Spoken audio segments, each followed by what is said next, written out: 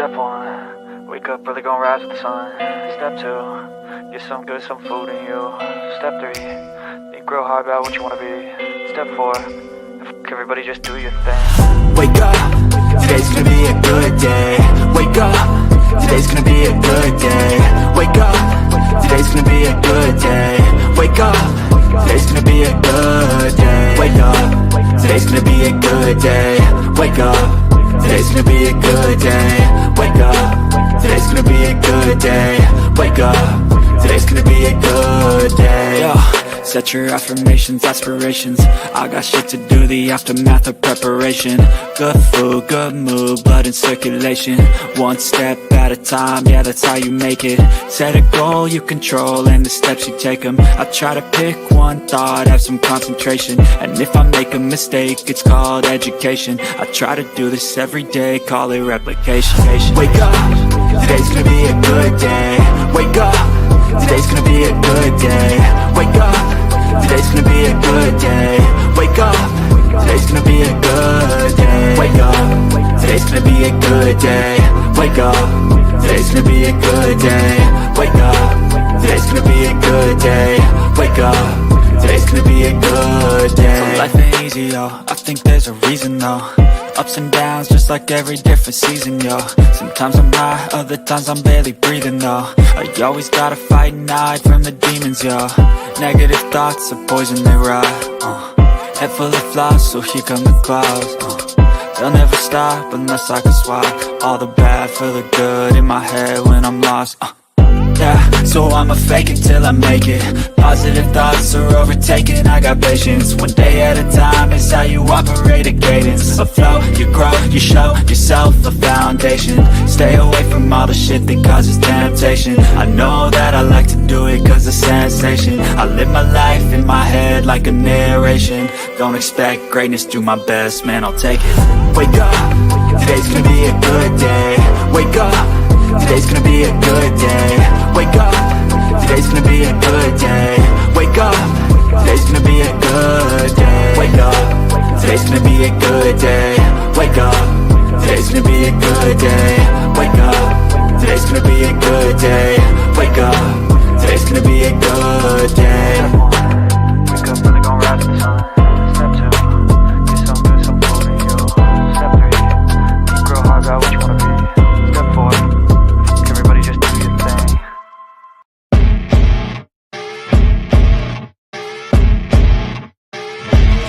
As you wake up in the morning, you want to find the latest, greatest information about criminal cases and have an intuitive conversation about the suspects associated with these cases. Head over to the Bullhorn Betty channel on YouTube.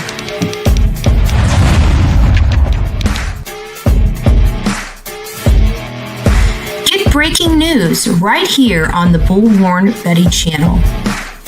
Welcome to the Bullhorn Betty Coffee Club. Enjoy your stay and enjoy your day.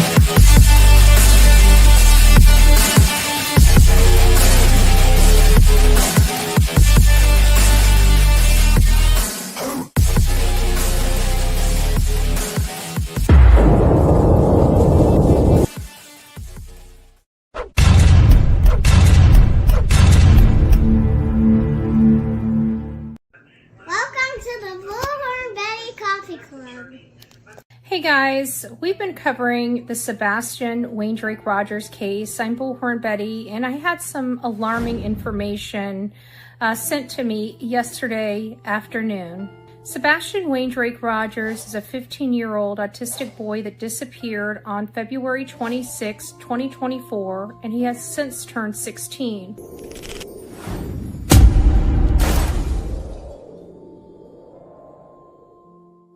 He disappeared from inside his locked home where he was allegedly only with his mother and no one else. There was no signs of forced entry, and it wasn't until March 14th that we realized there was some disturbances outside of the home where there were flashlights appearing on a neighbor's camera. Since then, I was sent a link to a video, and I ran that video on my show today, and it doesn't look good, and I do believe it's legitimate footage. This footage has been enhanced and identifies a lot more than we could have ever thought. Please take a look. The best part about it is he has managed to do this without any evidence left behind whatsoever. Used, what Wi-Fi's were in the area. Right. Now, mind you, it was said that there were only, 2 exterior internet sources that came in and out of the area that night. Mm-hmm. And isn't it funny how one person said one of them was his? This image was sent to me, and I decided to do some further enhancements on it. So here's one shot where you can see Mr. Foote carrying something, but upon closer review and more enhancement of the photo, this is what I see now to be Katie, Chris, and Sebastian. They're carrying Sebastian. It looks to me as if Chris is carrying Sebastian in either a blanket or a bag.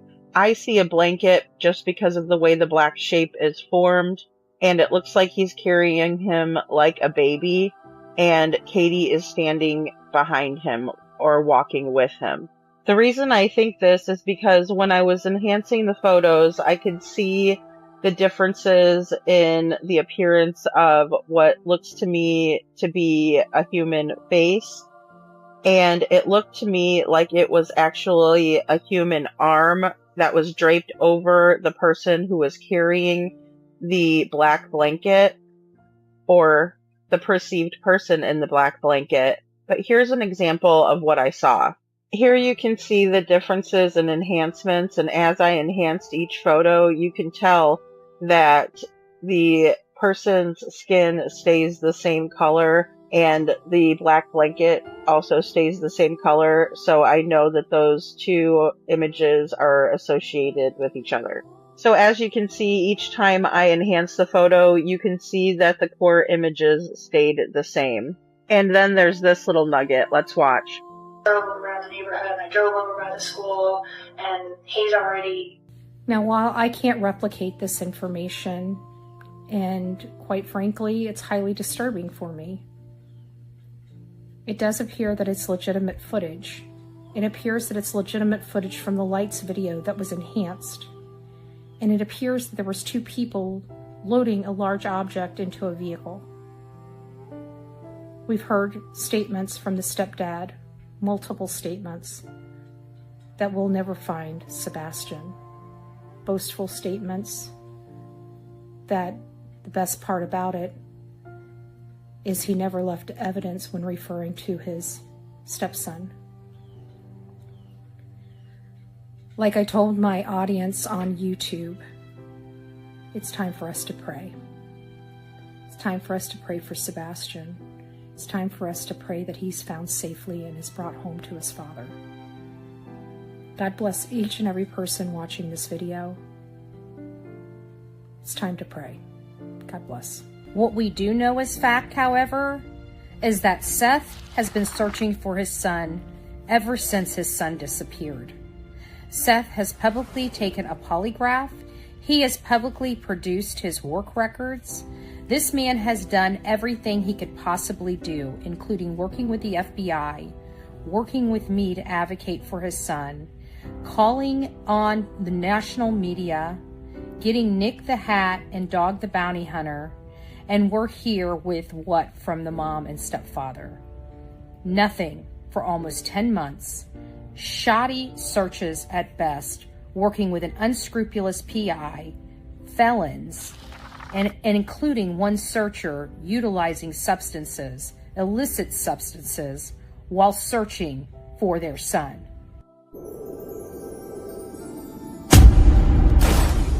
From the East Coast to the West Coast, we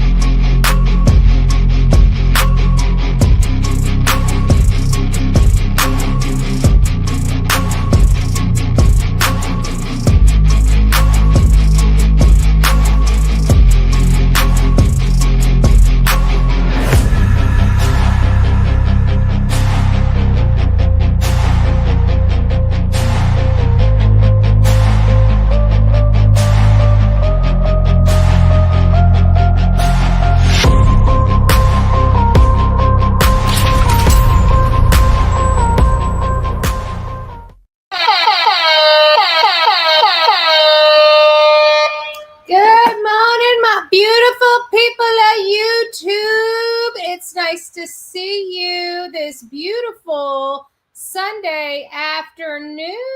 Oh, please listen to my voicemail. Give me a second. Let me mute this to see what Mama Bullhorn has to say. Mama Bullhorn, what I'll do is I'll just give you a call here in just a little bit. I'll give you just a call here. Let's see. All right. I take it I can play it on. There is no voicemail here. I got no voicemail. I got your missed call, but I don't see a voicemail. I don't see. Sorry, I don't see one. I'll give Pussy Willow Pendercat a call back here in a little bit. I know my mom. She's been sitting here trying to get. She told me she wanted me to open up the lines yesterday morning, and I got it late. And I said I would when I came back. I didn't get back until like late.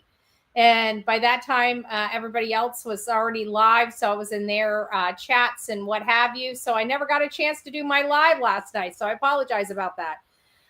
Either way, thank you. Thank you for your love and your support. But I will give you a call here in just a second. Let me get through my intro. Hindsight's all up in here. It's nice to see you. I'm going to have to lean on you a little bit too, Hindsight. So don't go anywhere. Paipu, I don't know if I said that right, from Hawaii. It's nice to see you. Saucy Frank, River, Little Orange Man is up in the house. Our beautiful Sonia, BJ Boop, it's nice to see you. Hindsight 2002, Tiffany, it's nice to see you. Joanne, so sad, makes you cry. What did they do to that poor boy? Where is he? That is definitely the question we are all wondering, where is Sebastian? Where is Sebastian? And to say Sebastian's name, I feel like Sebastian's name is getting lost, especially on the people that represent the mom and stepdad in this pursuit to find Sebastian. They're all their lives. I went back through some of the stuff yesterday just to look, and not one thing has been to advocate for Sebastian Wayne Drake Rogers. It's just been to crucify or try to crucify his father, which we can all agree has produced everything to prove he's innocent of any type of culpability in the disappearance or anything thereafter. So it just seems like there's a reason for it. There's a narrative being drawn, and we all know that it doesn't look good. And why are they constantly attacking a man that has nothing to do with the disappearance of his child, instead of giving some of the heat, to the mom and stepdad that can't explain where their child went or how the child left the house? That to me is disgusting. But we all see it with our own eyes. We're not deluded in any way. We do not have blinders on our eyes. And while those I do not believe have blinders on their eyes, they're just intentionally spreading hate because they can. And they thrive off of the control of a narrative. They thrive off feeling like they're powerful. They thrive off the greed and monetary reward that they're getting for it. That's what they thrive off of. Good morning. It's Truth in Time. Too many know too much about SF, the unscrupulous PI. And if you raise questions and point out behaviors, the digging starts. So does the truth. Amen. Amen. This makes me sick and sad. It does. Good morning, Deanna. Sonia, you can't see me. Noon in Nebraska. Nice to see you. Donna says, prayers, this gets resolved. Come on, law enforcement. Amen. And we should be praying. Today's Sunday. We just got out of church. I saw many of the coffee club there. It's nice to see you guys. If you haven't been to church in a while and you would like to come to church, every Sunday at 9:15, we all congregate at the Countryside Christian Church online, and they're an outfit out of Clearwater, Florida. A beautiful sermon, great people. I've been to the church personally. We did we raised money for an 8-year-old, not last year, but the year before last. Of course, the hate channels turned that into a hot mess, calling the church and everything. And it's the same people that go real life and have tried to get me locked up, tried to get Nick the Hat locked up. Same people, not last year, but the year before last, when we tried to get a little 8-year-old boy some Christmas gifts because he was disadvantaged. Not only did we get attacked, but the church did too. So I didn't even offer this year to help a child because I didn't want it to turn into something that we were trying to do positive for the Christmas spirit to be just crapped on by the evil of this platform. Seth needs a good and very good team behind him. All these so-called investigators don't care. It's all about money and fame for them, not wanting to find the real answers. Tracy Kramer. Amen to that. Amen to that. I always have built a platform on good quality information. I always believe you don't have to strive for clicks and views. If you provide good information, the clicks and views will come naturally. And that's what we try to do over here. We've gotten into some, throwdowns on this channel, but look at all the nastiness out there. Does it really surprise you why we would get down and dirty? It's like you can only deal with enough, and sometimes you just got to fight people with their own bad behavior and just mimic it until they just stop. I mean, of course, that's not what our preacher would tell us. That's a little bit of Bullhorn Betty, the half holy, half hood in me. Okay, just saying, not playing. So it's nice to see you, Tracy, me and you. It's me being me. Love it. My heart goes out to Seth. So do my prayers. Thank you so much. Good morning, Caroline. It's nice to see you, my love. Maria, we love you, Sebastian. Praying you be found safe and get justice, precious Sebastian. Amen, Maria. Frank, good morning. It's nice to see you. Medic Biker, it's nice to see you. I also got your email as well. Thank you so much. Good afternoon, Betty, Delilah, mods in chat.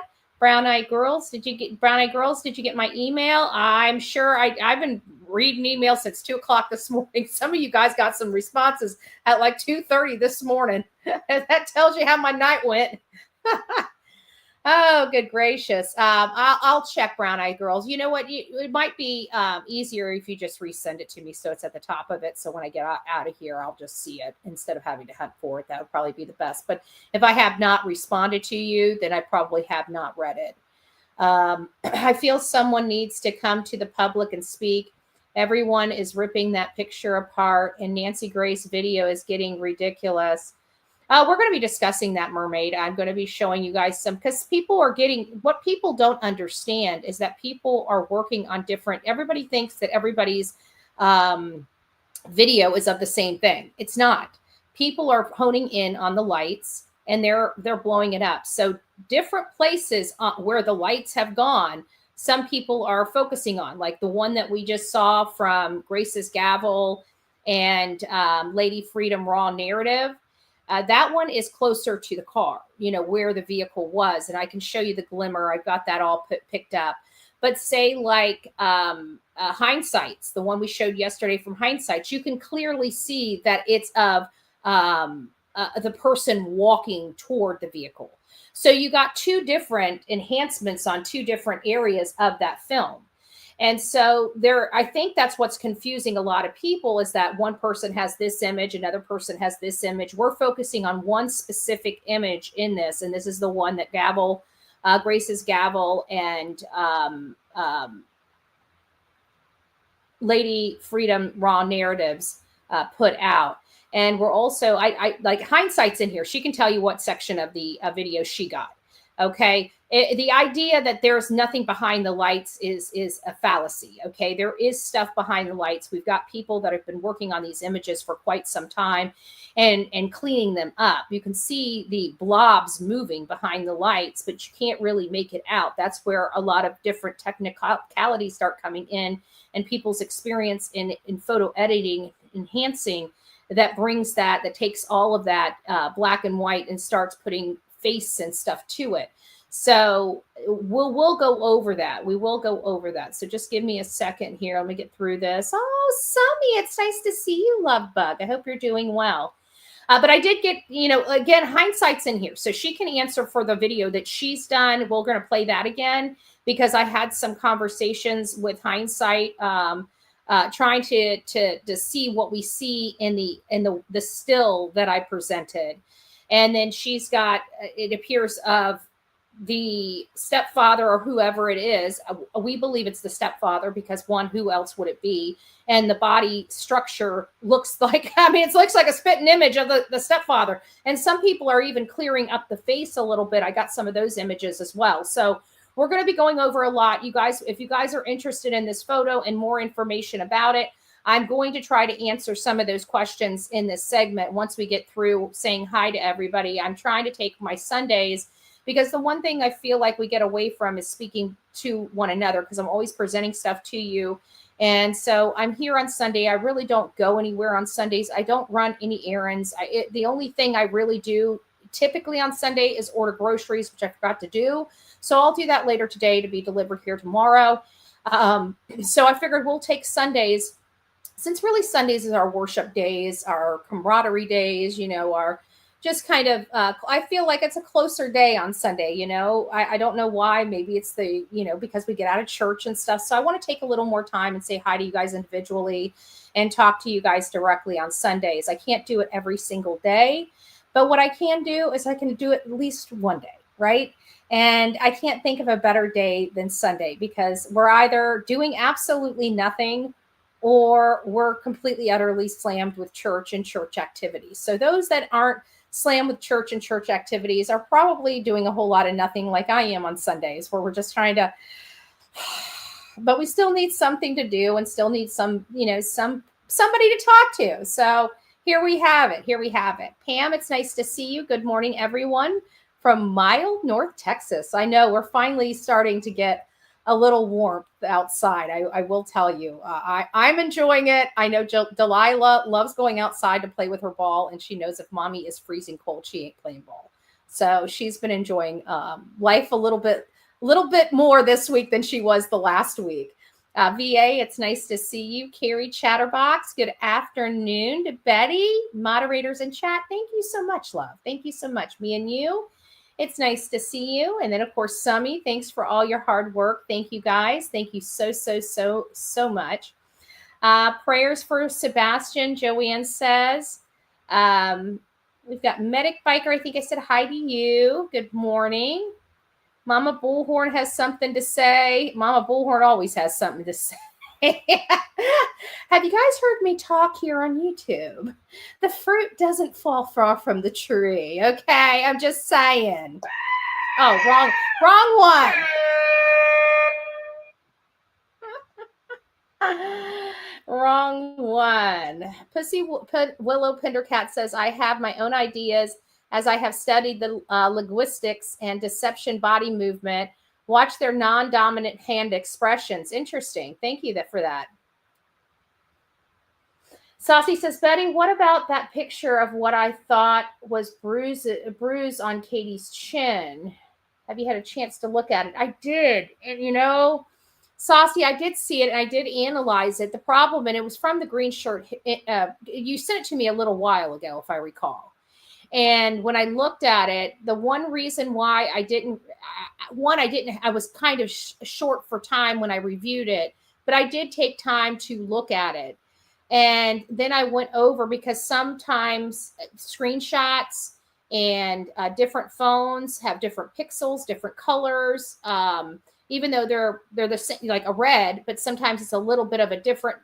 Long story short, I went directly to the video to see if I could make heads or tails of what was appearing to be a bruise on her face.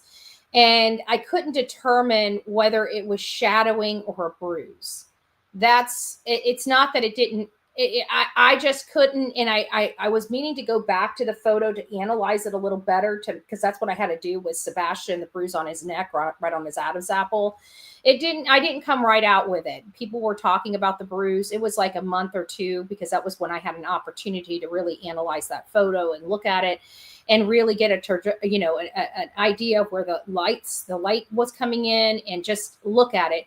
And to be honest with you, I just never went back to it. And it's not that I should have gone back to it. It's just that when you start moving and people are sending you emails, you get on a different, you're thinking of one thing, and then next thing you know, you're being pulled this way, and then you get pulled back this way and back this way, and the next thing you know, you forget about going back and analyzing a photo. But I did remember getting that. If that's from you, because I know several people have sent me some stuff related to Katie, and if that was you, then yes, I did review it. It's just been a while, and I forgot to go back and analyze it further, but I couldn't determine whether it was a shadow or not. See, right here, You know, that's right there is just a shadow. It's a shadow because that's where like a little indentation is.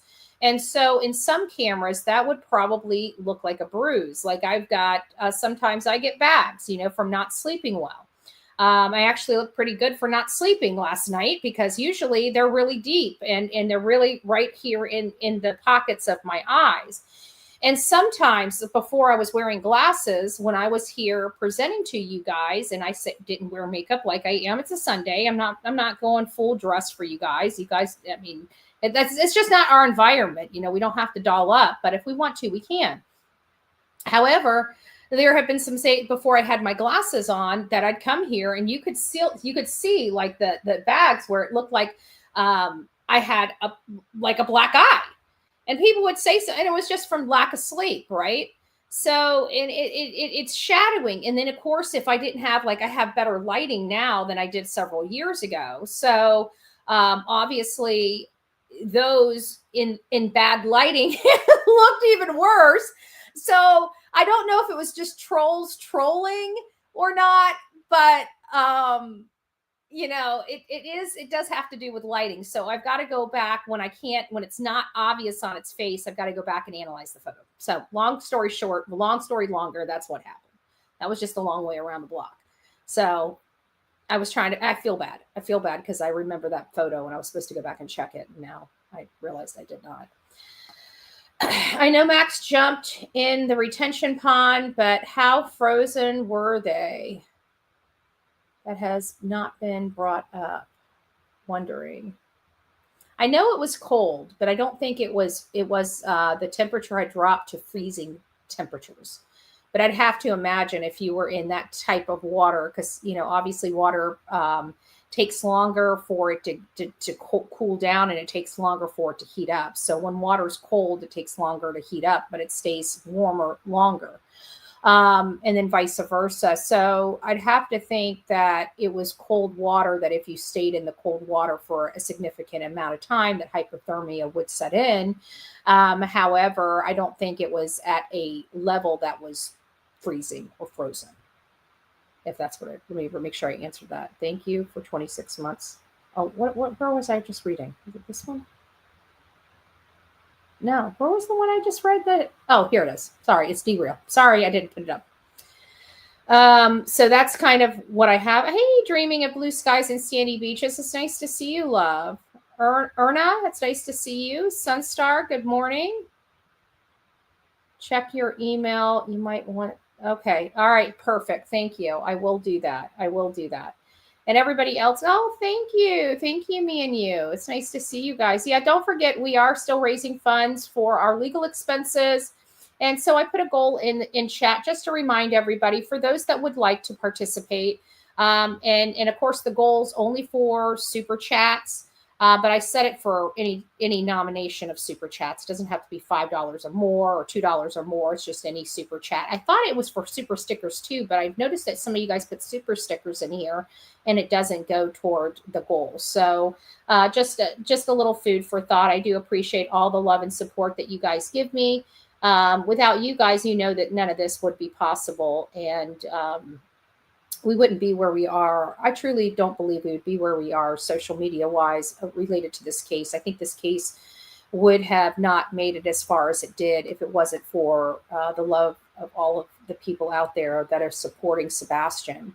And by supporting Sebastian, we're looking for the truth, and we're not trying to be deceived by a bunch of wedge issues and nonsense, quite frankly. And I feel like that's what people want us to do, is be deceived by all of this. If they scream loud enough, maybe somebody will listen. But I think we've gotten keen to the playbook, and that's what the problem is the playbook isn't effective anymore, because we in fact know it's a playbook.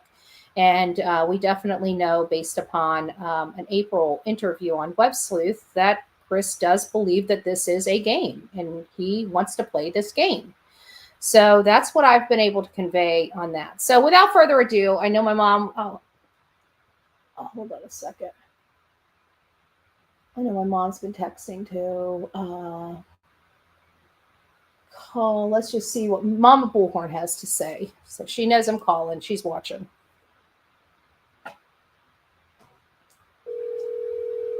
Can you guys hear? Hello. All right, you got the floor. Can everybody hear? Can everybody hear Mama Bullhorn? Say hi, Mom, and speak loud because you're on the phone, not on the computer. I just turned my volume all the way up. Okay. Well, first of all, hello everybody. Happy Sunday. Did I just see Tony in the house? I hope I don't know if everybody knows, but Tony has been kind of under the weather, him and his family. So don't forget to keep them in your prayers too. I hope you guys are feeling better. All right, go ahead, Mom.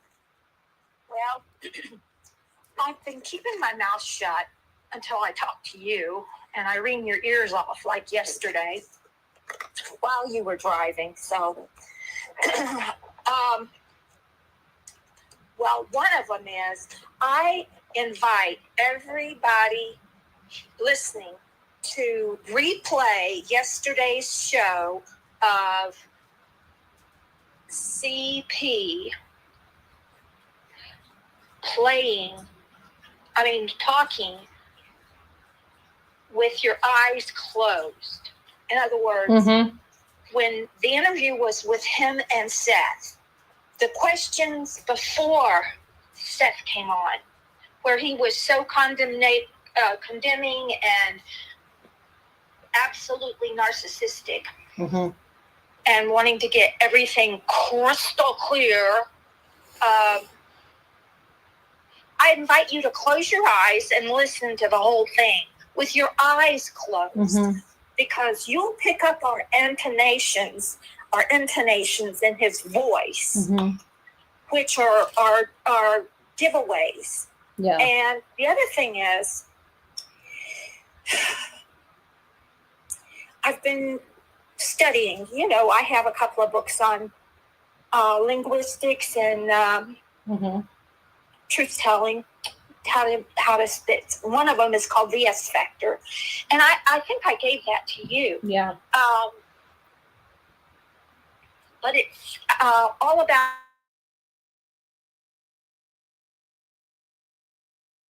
Still talking. I muted you because I was trying to get Delilah up here. I forgot you're not on the computer.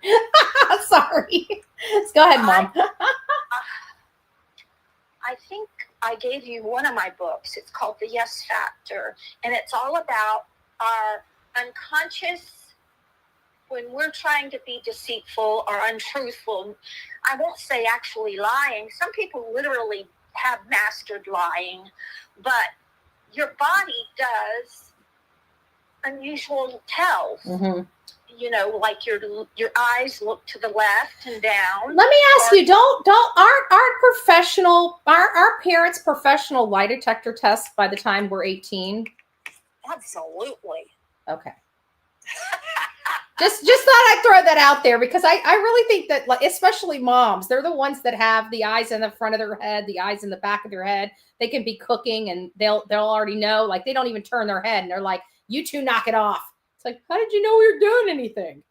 But pulling her hair. How'd you know I was pulling her hair? Cooking, lady. But the most recent thing was I watched a video done by Chase Hughes about, he is the master of lie detection. He talked about what people do when they're talking or trying to convince someone of their innocence. Right. The tone, the intonation of their voice, the highs and the lows. They always answer questions on the high note, and their non-dominant hand. And they one dead giveaway is you ask somebody, were you at so-and-so's house yesterday? And the answer is, they say, yeah, but their head is shaking no, or vice versa. Were you at such and such's house? And your head is shaking yes, but, it was no. It's like your body, your brain cannot override what your mouth is saying. The brain will tell the truth some way, somehow. The truth will be in your mannerisms, your uncrossing, crossing your legs, standing. If you shift your weight from one leg to the next, I think it is if you shift your weight from your right leg to your left leg, it's all about the left. If you look down to the left, you're lying. If you shift from the right to the left, I think that's indicating deceit. If you uncross your legs, yes, but you know what? them, I don't mean to cut you off there, but you know, I took the Chase. I had one of the books. One of the audience members. She's crazy, but you know, she used to like me back then. She sent me Chase Hughes' book and sent me information to sign up for his program and stuff like that. And I had done that, and I believed in a lot of the body language cues, and I still do believe in some, like the head nodding and stuff like that, like when you're saying yes or no and it's going in the opposite direction. Exactly. But yes. The body language, and I have to concur with the deception detective on this, because I've been watching a lot of his videos because he does a lot of the statement analysis. And and I had to agree in part with his statement. He says that he's not really into the body language because it can be distracting and it can give you a lot of false positives. And he says that he believes in less, I can't remember how he said it, but it was like something like you're getting less information, but more quality information by the statement analysis than you are improper cues from the body language analysis, where the body language analysis believes that the more information that you have, then the more accurate the results it is. But the deception detective actually believes the more information you have could actually lead to the false positive or the false negative. What do you think about that? Mm-hmm. And I'll say something else. A true psychopath, a true, like Bundy, the people like that, Bundy, the clown, I forgot his name. I'll put Herman in that same category. Mm-hmm. They cannot detect. They cannot detect because it's almost like a personality change. It's like, I don't know what to say, but on Ted Bundy, he passed every freaking lie detector test. Yeah. They could not, and he had a live-in wife and a daughter. Believe it or not, most serial killers do have families and normal jobs. That's part of their facade, and why they're able to do the work that they're doing for years and years and years, because they live a normal lifestyle that does not bode with what many, I guess, exactly. They say a lot of the psychopaths, like Manson, may have had multiple personalities. Mm-hmm. And because, Charlie Manson was a musical. He, in the early 60s, he belonged to a music band and wrote a lot of songs. You'll have to Google that. But anyways, they say people like Manson had a multiple personality, and they tend to believe that so did Bundy, and so did the guy that did the clown. Well, I don't really think that this is a serial killer. I mean, we're talking about potentially a mom and stepdad. This kid had not really that many people involved in his life. I mean, his network of people and his sphere of influence is very small. And Bundy escaped twice. He convinced people, because he was such a preppy-looking kind of guy, he was not who they thought he was. Right. So what do you think about the photo related to Sebastian, the stuff coming out? I was assuming that was... Oh, my gosh. Somebody has nailed that right on the head. We have said that from the very get-go, that Katie, or I won't say that, KP and CP were involved. I have no problem with people saying their names on my show. There is no way that CP was in Memphis. There is no way. He was home that weekend. I am positive. And that 3-hour phone call was an open line while he could fly back to Memphis or Mississippi or whatever the heck and come back. You know, I don't know.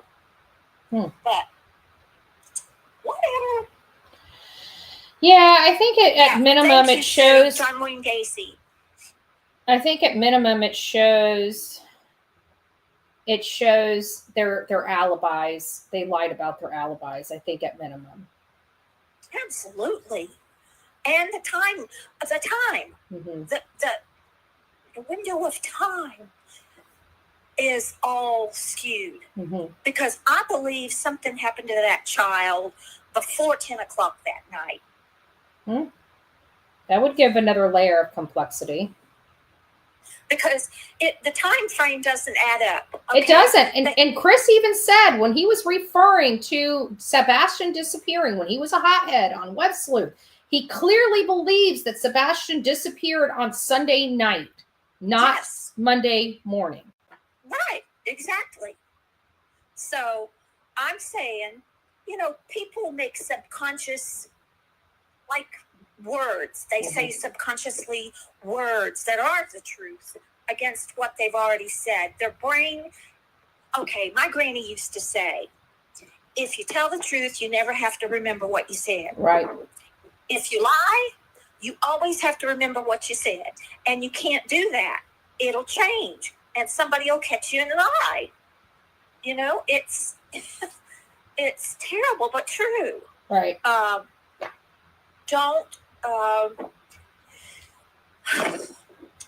Katie, in the interview with Olivia, I think she was under the influence of sedatives. I do too. I absolutely do. She was dropped. She blinked. She took too long to blink. And what the hell was she wording with her mouth? I wish I was a lip reader. She was repeating something. Well, they said one of the creators, I can't remember, it might even have been Lady Freedom that slowed it down as well. It might have been Crime Time Buzz. I can't remember who. Somebody slowed it down. It might have been Shay's. I don't remember. Somebody slowed it down. And it sounded like, don't tell them sus. And there were some things that she said in there under her breath that people have went and pulled to the top and slowed it down so we could hear what was being said in that segment. But it sounded like something like, don't reveal sus. Oh, wow. Or something like that. It was a real weird statement. It kind of caught me off guard because, you know, my hearing, it's hard when somebody's talking over any underlying conversations I don't hear, just as garbled. Yeah. To me. Well, I just lost what I was going to say. They said they had Xanax for Sebastian. I never heard that. Not from any of the parents. If that's what somebody had said, then that might be rumor, because I did hear that KP partakes in that particular medication, pharmaceutical. That's what I was getting at. But I heard she doesn't have a prescription that day. Mm-hmm.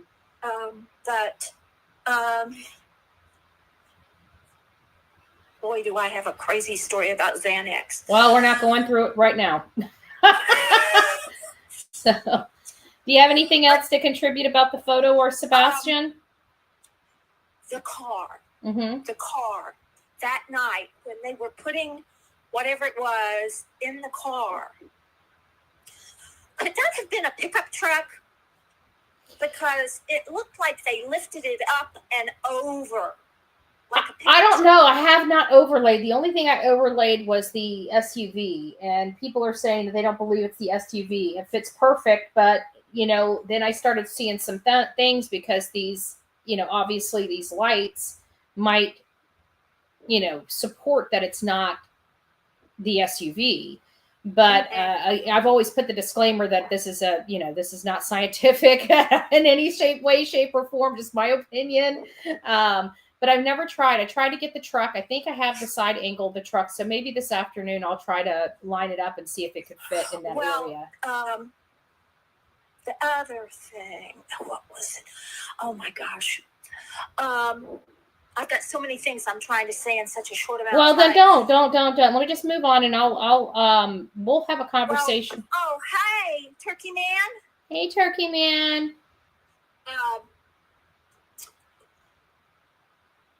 Okay, the pond.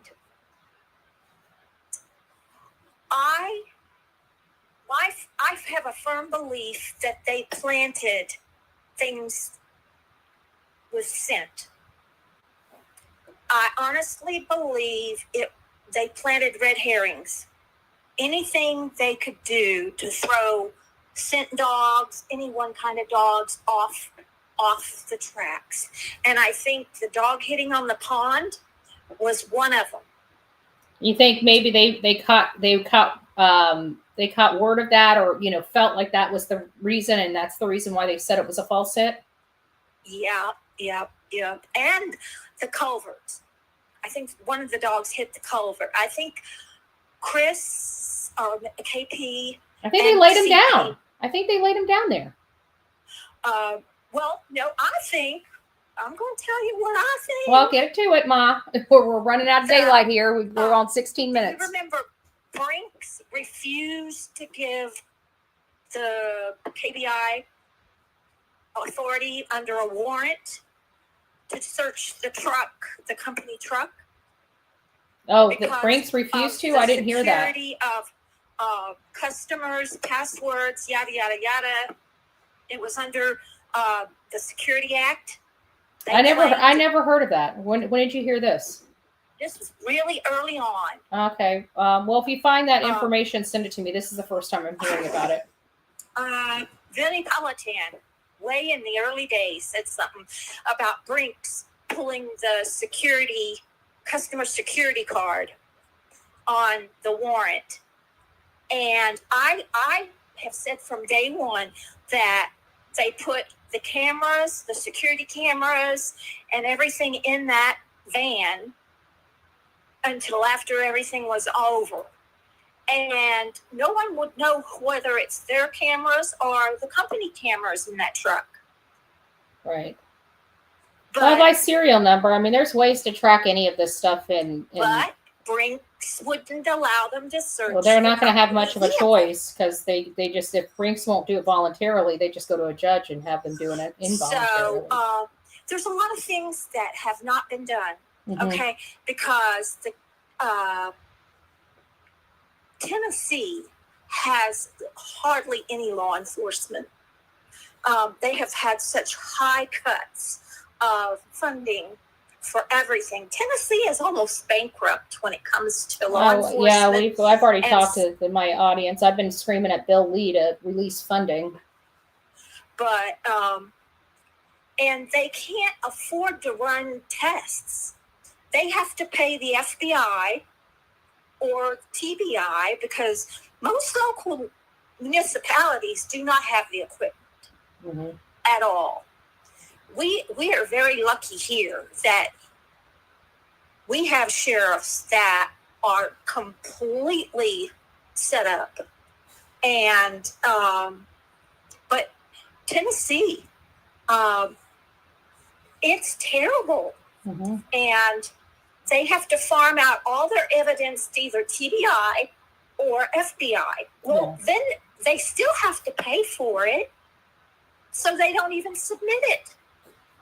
Yeah. It just sits in a locker. It's expensive. There's no doubt about it, but our children should not go without proper investigation over funding. There should be, if we can spend $500 million for condoms in Gaza, certainly we can have money here for searches for our children that are missing on our soil. Well, we will have. But another thing, I said from day one that Mr. Wells put Sumner in a footer. that he knew was going to be poured the next day. I have said it. They should have. All right, Mom, we got to keep on. We got to keep on track here. We got to keep on track because I'm at 20 minutes with you, and I've got to get on with my show. The same thing. I swear to God, they did the same thing. I'm sorry. That's okay. Tony, if Seth is in the chat, I apologize, but it's an avenue worth investigating. Someone research what new houses in their immediate area were being built that needed their foundations poured, because it happens all the time. Somebody does away with someone, the first thing they do is go to a new community that has construction, and they bury them in the footers that will be poured 12 inches of concrete over them. All right, Ma. Well, thank you so very much. I love you so much. I hope you're doing well. I love you. All right, have a great day. Happy Sunday. Happy Sunday to you too, Mommy. I got to go out and work in the yard. Love you. All right, love you too. Bye-bye. I always love hearing from my mom. Sometimes she got to bring her back on track. So she had a lot of good information and a lot of things that we probably all agree with. And I absolutely agree with this. Hold on. Turkey Man's calling as well. Yes, sir. Yes, sir. What you doing, sis? I'm live. I heard that. Well, is it all right with me to say a word too? Absolutely. It's Sunday. I love it. Well, I just sat here listening to you. I come home from church and I was eating lunch and I kicked on YouTube and there you were. So I thought, well, I'll see what you're into. Hey, I was going to ask, that interview you had the other day, and you had the image that you got from somewhere. I couldn't make it out from what you were showing. Mm-hmm. Are there a clear picture that you can get to look at? We're going to be going over them just to hear in just a little bit. I'm going to try to show, at least to the best of my ability, where some of this imaging is coming from, so people can start working on it, so they can kind of, if they have the ability, can try to imitate it and see that it's for real. So I was just wondering about that. I was thinking, they do everything now. Big Brother watches everything, apparently. So I was wondering if there's anything from the, Google Earth or whatever that, whatever people don't want to know about that. So there's some images that are coming from that At Night has possession of, but they've only showed us very limited of what they've ordered publicly. So I believe there are satellite images of at least certain times of the day, so they can at least determine if there's something different in an area that isn't in an area, stuff like that. But Google Earth is not really helpful because it's only a standard, image from a specific day. They don't really update it from day to day. So I would think we'd have to do the outside images. And from what I hear, those companies are very, very expensive to get those imaging. So I think that At Night does possess some of them, at least 3 days worth. Was that the stepdad that they were interviewing the other day you had on? Yes, on Web Sleuth, the one that was very hostile and angry. Yes, that was the stepfather. And he said something about things that he couldn't share. Yes. And the dad there's things he knew that he couldn't share.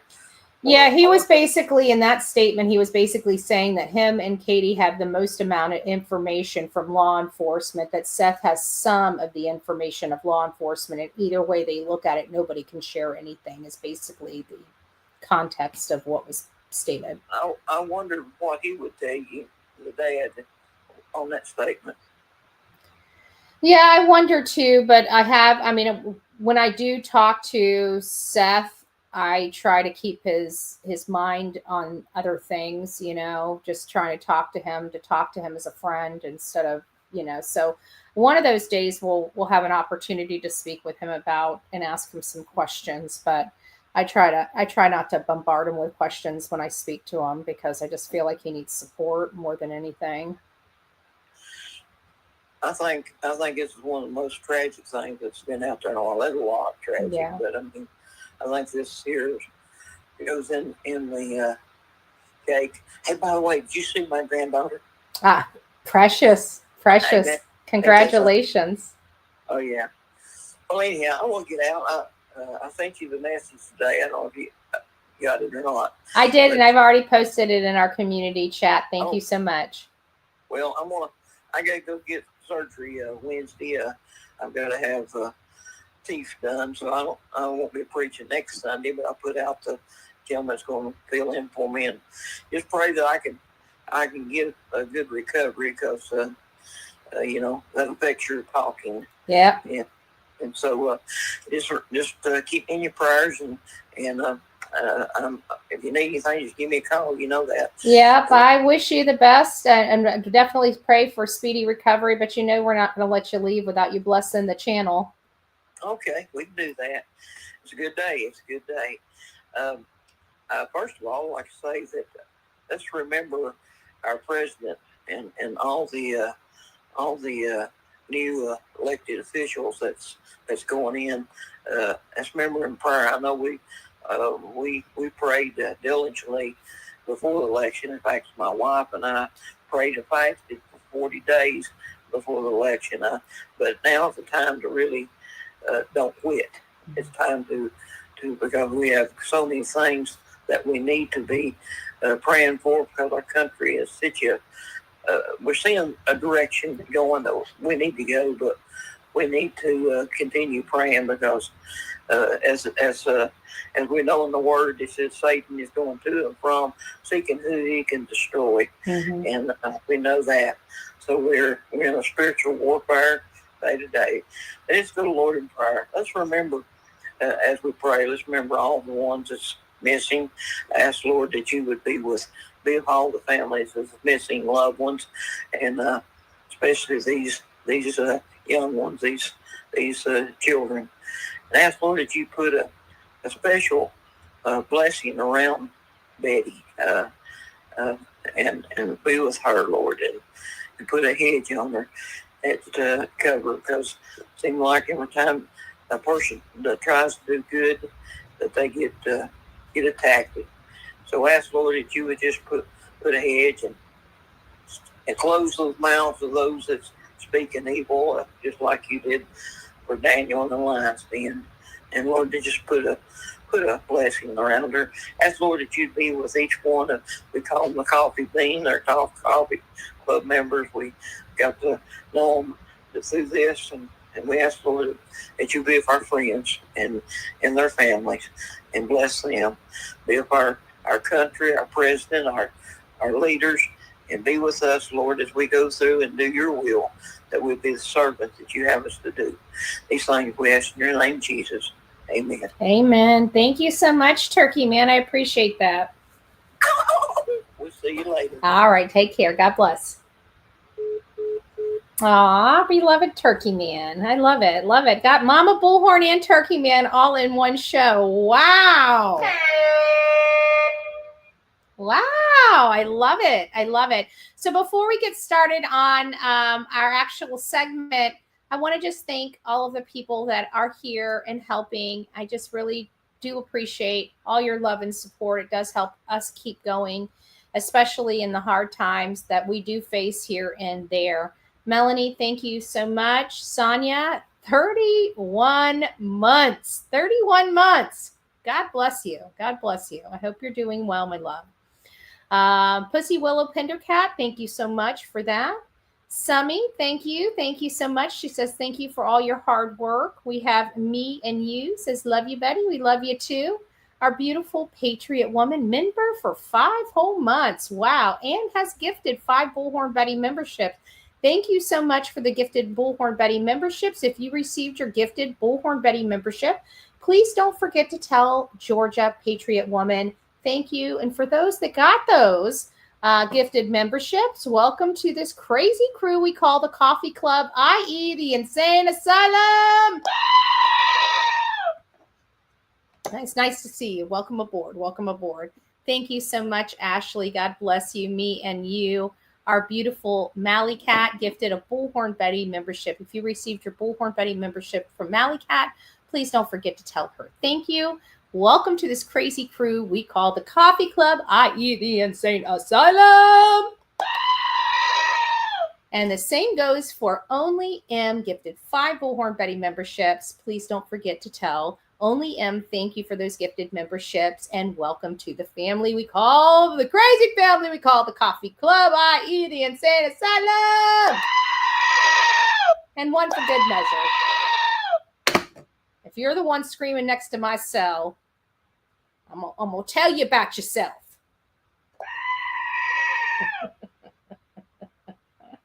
Oh, Grace upon Grace, thank you so much. God bless you, Love Bug. God bless you. Thank you all. Thank you. So a lot of people have some misconceptions about these images, or that everybody that's producing these enhanced photos are from the same exact area. That couldn't be further from the truth. Somebody might get one of the flashlights. Somebody might get the other flashlight. Somebody might get the one closest to the car. We're going to be going over those. Again, I'm not going to speak on hindsight. She's in here. She can tell you where she collected hers from, but you can clearly see the object is walking. So I have to believe it's one of the lights going toward the car. And the one that we've been fixated on is one that's already at the vehicle. So I'm going to show you guys all this, and hopefully it'll make a little more sense for you. But before we get started on that, I just want to take a moment, because I value you guys. You guys value me. And when there's a case that does come up that somebody says, hey, you know, this is from my community and there's been no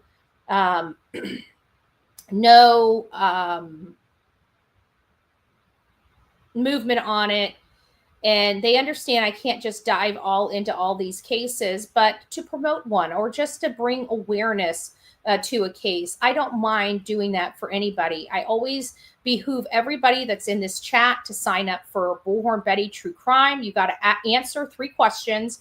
I can tell you, if you don't answer any of the questions, you're not going to be accepted into that true crime community. It is a private group, and we do vet the people that come in. If we do that because we want to make sure that we have the people that are there, you know, to talk about true crime, not to, I mean, we obviously people have their opinions and stuff like that, but we don't want people infiltrating in there and trolling our people. Now, it does happen.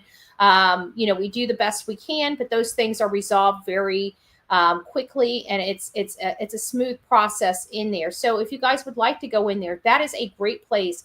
We have thousands of people in that group, the Bullhorn Betty True Crime group, and a great place for you guys to share cases, missing persons in your community, talking to people about things, you know, messaging people, getting a hold of me. I haven't been on Messenger that much. I'm getting better. You know, I've had a lot of stuff going on behind the scenes. So I will be getting there. There's still a lot. Yes, it's on Facebook. And there's still a massive amount of, you know, emails to still go through. And I try to get through those. Sometimes the emails are chill, and sometimes they're a little more, there's a lot more coming in. And so those take a lot longer. So if you haven't gotten response from me in like 3 or 4 days, and it's something you want an answer to, just resend it. That's the best way to do it. Just resend it and just say, I don't think you've seen it. Don't get, you know, don't have a tude with me. Just understand I'm very, very busy. And for you guys know I answer these things myself. Sometimes I can't even say thank you. I can only put a thumbs up, you know, because I'm going through so many and I have so much time, you know, an XYZ amount of time to get through as much as I can get through. So I try to do the best I can with that, but just, you know, show me some grace. That's all I'm trying to say. Just show me some grace, because it's a lot. It's a lot. Believe that. So without further ado, this is one that did come to us from one of our audience members. About a situation in their community in Wisconsin near them. And it's 139 days missing. And this guy's name is Eric Ball, I believe. Boll is the proper pronunciation, from Madison, Wisconsin. And his family is pushing for change after they're calling the infuriating search process, they are calling it an infuriating search process. While relieved to have closure, Trish and Stephen Moen say the search for their son was frustrating, adding that law enforcement told them not to get directly involved in the investigation. They feel that with more support, Eric could have been found sooner. So this is a person that has been found, but I think that maybe this was a conversation related to the pitfalls of law enforcement potentially. I must have misread this. People didn't realize that, but as serious as he was, he had a really funny side as well, Tricia said. And you know that humor in him was something that we saw flame out. And so I really miss that. Bull was last seen on August 23rd on Madison's east side before his body was discovered last month. He was found less than 3 miles from where he left from and is believed to have taken his, so he unalived himself. It took 139 days. There's also another case like this that is very, very, very similar in nature. And this is a kid, a teenager. He's not quite 20 years. I think he was like 19 years old, maybe 18. His name was Jason. He's from Virginia. And I think I've talked to you guys about this before, where the boy hanging out of the tree, it seemed like they're trying to say he had a mental break of some sort. I truly don't believe that. The images and the stuff that I was able to preview showed it almost looked like he was running from something. And they found him in the tree, but they had already predetermined his outcome. They believed he was on the run, that he was a fugitive from the law. And here he is. They didn't even try to go search for him out there in the woods. And he's hanging from the tree in a grave situation and could, in my opinion, could have been saved. Do I know that? No, because I don't know what happened to him. And what law enforcement is saying happened to him, I don't believe. And why don't I believe it? It comes back to Ellen Greenberg. Okay, Ellen Greenberg, we saw her sliced and diced from the front of her body to from the front of her head to the back of her head. There is no way that was a suicide. I'm sorry, they're just are unaliving whatever social media needs us to say to pass their stuff because they're too sensitive out here. But the bottom line is she didn't try to unalive herself. She was murdered.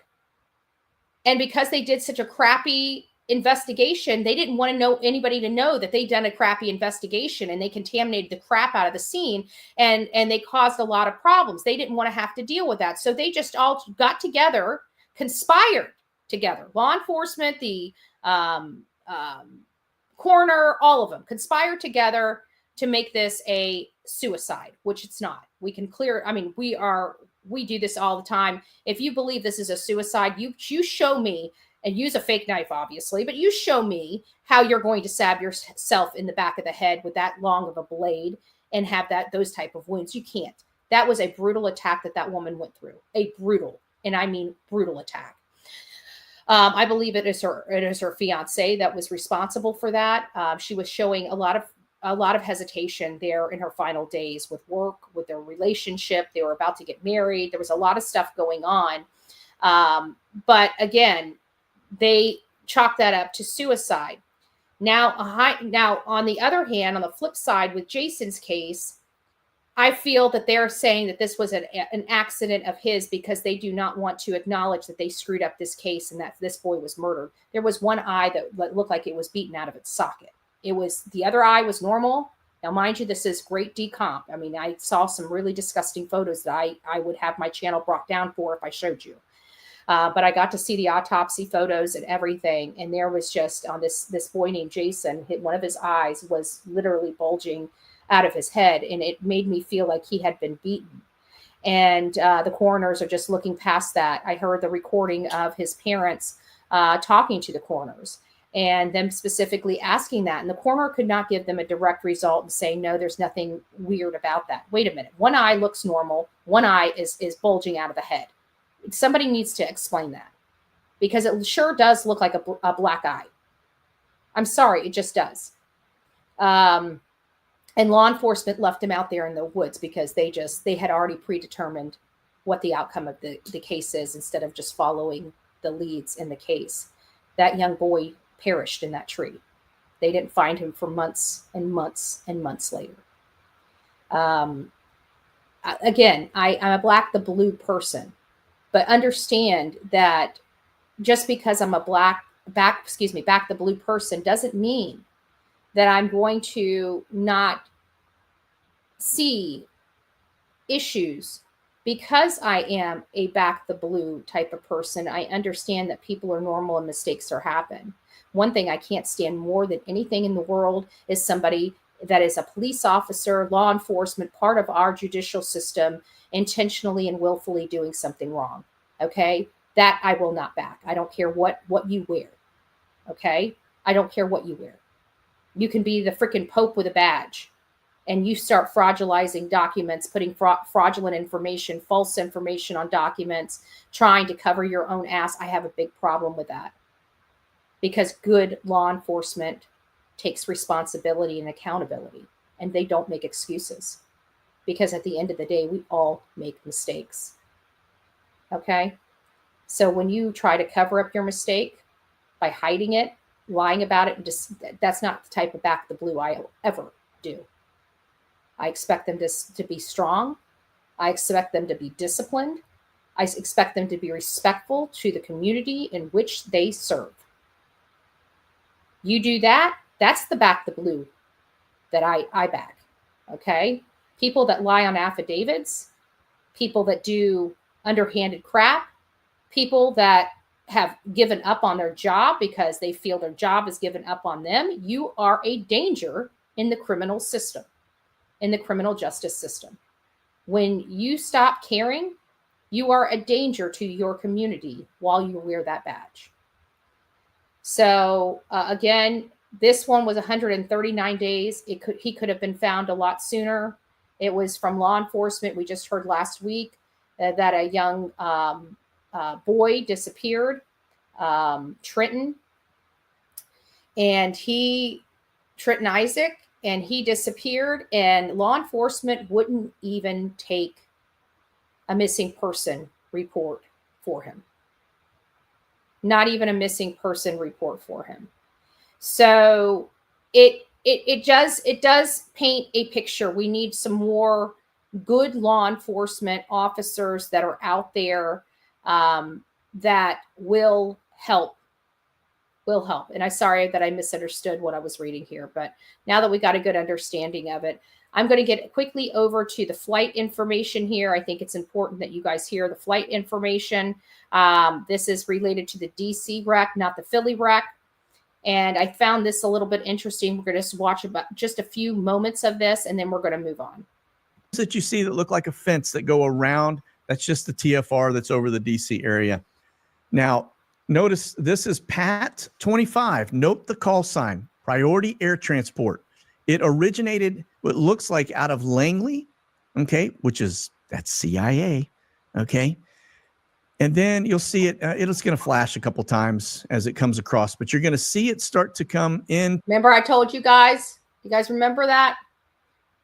It's kind of weird because it said a flight came out of Langley, and it looks like they're referring to the the plane, not the helicopter, which is a little weird because I was talking to you guys about, it makes me wonder who was on that plane because of the trajectory of the Black Hawk.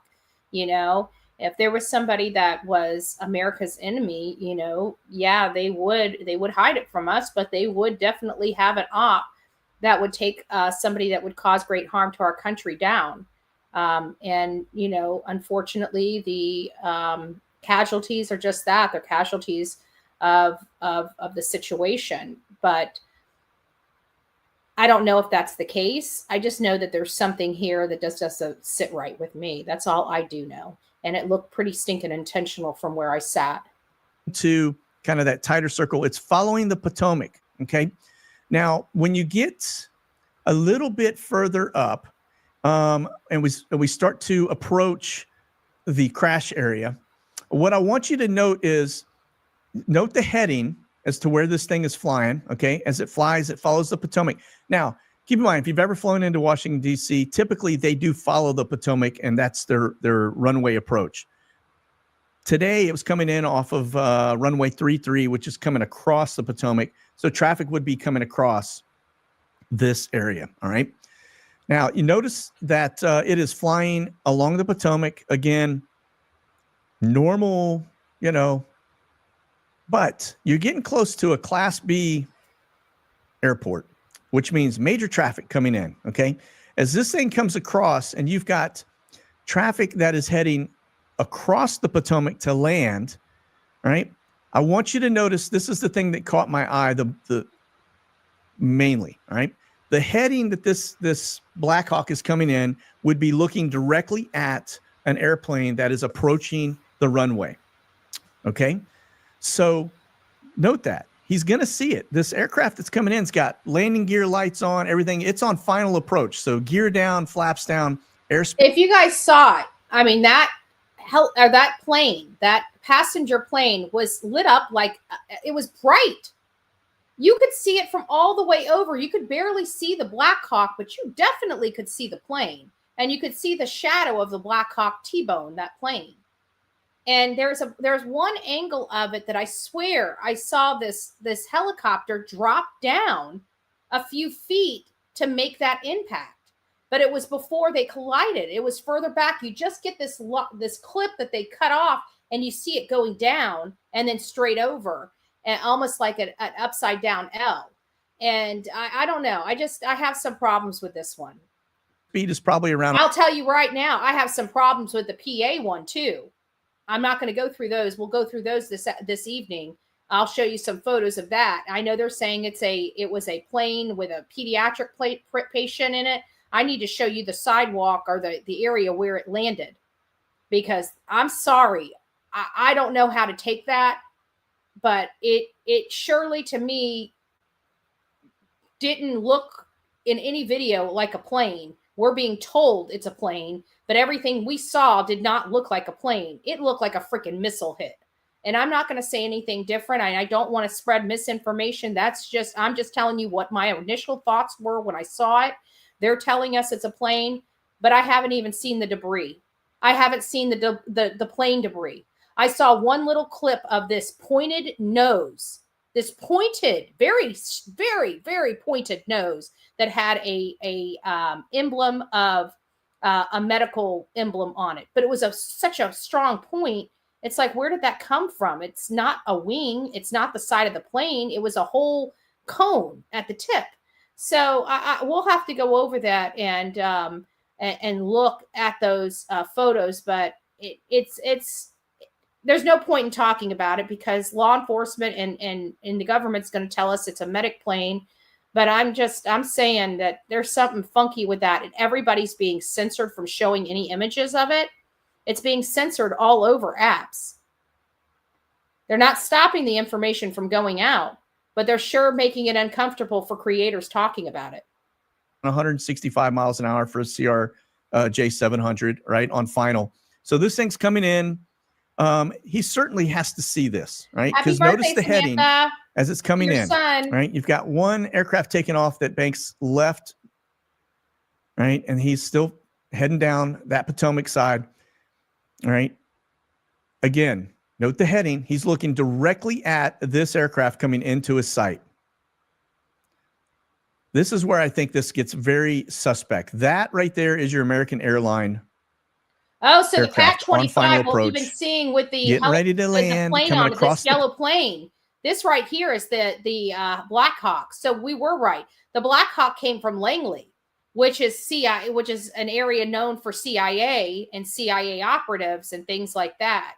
Potomac, all right, coming in from the other direction, and then bang, we've got contact. But notice, right, it came in from the side and they couldn't see each other. At first, I thought, well, maybe they had a blind spot. All right. Now, listen to this audio, and this will also kind of paint the story for you. This guy is non-responsive. All right. No response. American 4782 by bat number individual. American 472, Washington, 1 star, 32017. And it's done. This is West. Nobody responded in the cab. of the Black Hawk. Nobody responded in the Black Hawk helicopter to air traffic control. So they were either on a mission or they were already incapacitated in that chopper. So I don't know how to take it. Either way, it is what it is. Lastly, just an update on Crystal Rogers case. It appears this is Shay McAllister. She's been very, very much a very great reporter on all of the details when it comes to the Crystal Rogers case. And she put a post up that the special prosecutor, Shane Young, filed this today on behalf of Crystal Rogers' family. The document is asking for the first trial to move forward on May 27th without any more delays, citing victims' rights shall be respected and protected.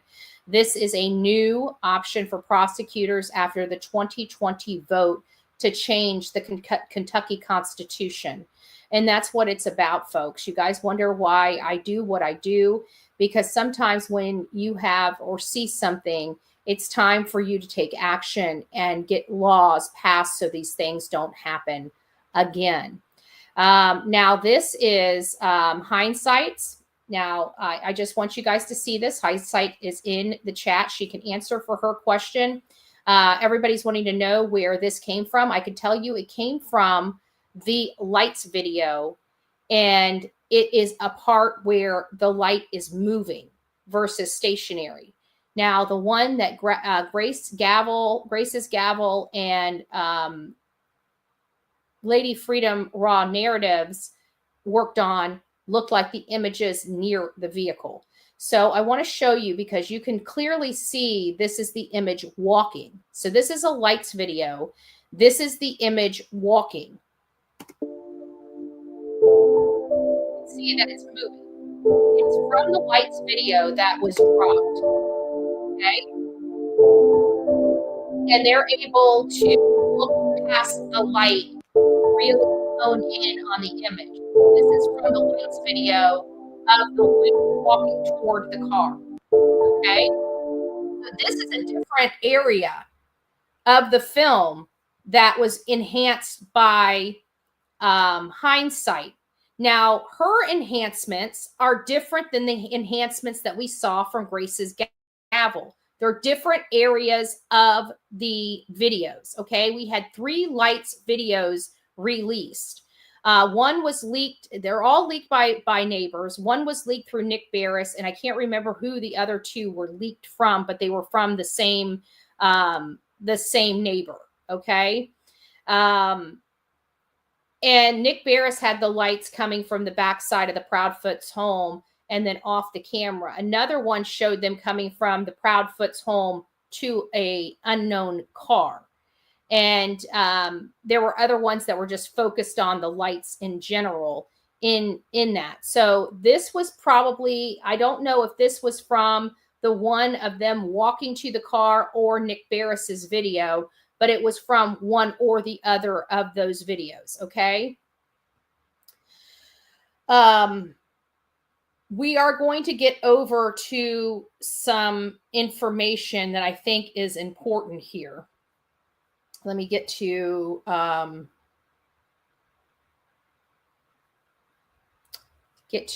of the images. Now, this is from, put this up on the screen. Bear with me, guys, while I do this, because I'm going to have to pop from screen to screen. So I do apologize about that. It's just one's on Google and one's on my computer. So I've got to hit the screen. So this is also, again, from conversations I had walking to the car, not Nick Barris. Okay. So this is, so both of the, I wish I could push that. There we go. Hold on a second. Walking to the car. So now we've got, at least we know Grace's Gavel and hindsight are still part of the same video, just different sections of the video. So here we go. And I've talked to hindsight about this because she sent me her images and I didn't understand how she thought Sebastian was, she was trying to explain to me in words how it was. So I sent her a photo of a military hold, a fireman's hold, so to speak, or something like that. I forgot to pull it up here. And so she ended up tracing what she thought was, Sebastian on top of, like, this would obviously be what we presume to be Chris. Okay. And this is how she feels that the image was for Sebastian. So I've been trying to figure out, what it could be. Let me go back to, I think I forgot to grab something out of our email. Hindsight. So just bear with me here. I think I forgot to grab my photo that I sent you. Yeah, here's my photo that I sent you. Save image. Okay, I'm gonna have to change cameras just again. Sorry about that. But I want you guys to see this.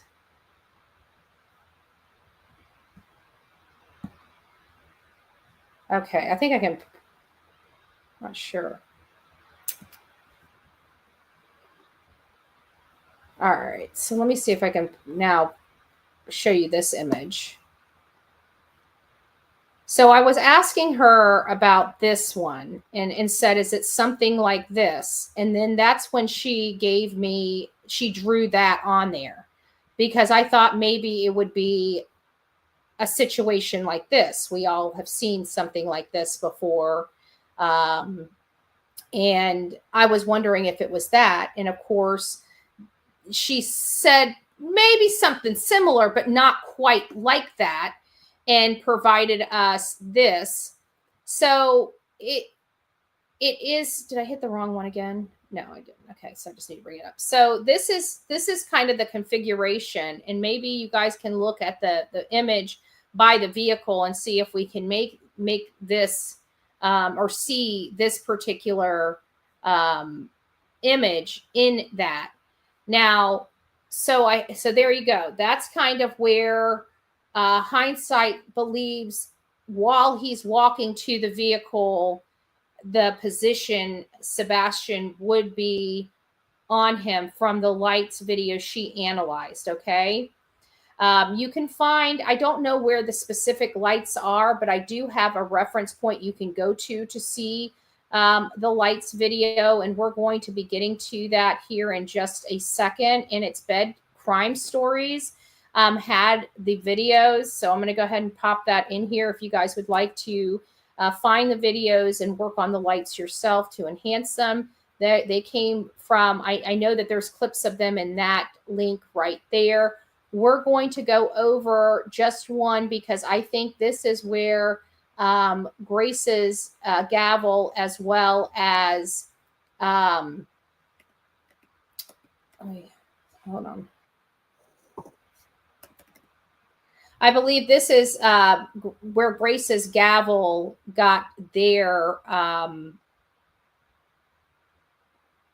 image from, and it was right next to the car, and you can just barely see the glisten of movement next to the car, but we did find it. Okay, we did find it, and I want to show this to each and every one of you. I think it's super important. I've got it blown up, and so we're going to be kind of looking in this area right here. Okay, right here, just this area right here. This is where we're going to see the lights come on, and you're going to see this glisten of movement at the back end of the vehicle. Okay. And I want you guys, if you need to blow it up on your screen, now would be a time to do it. I'm going to play it a few times so we can get it. You're going to see the lights come on. Oops, there it is. You're going to see the lights come on, and you're going to see the movement right back there. Do you guys see that? Look, right here. There's movement. See that? Right there. That right there. That movement right here. See all that? That is where Grace's gavel, this movement of lights. Good gracious. Give me a second.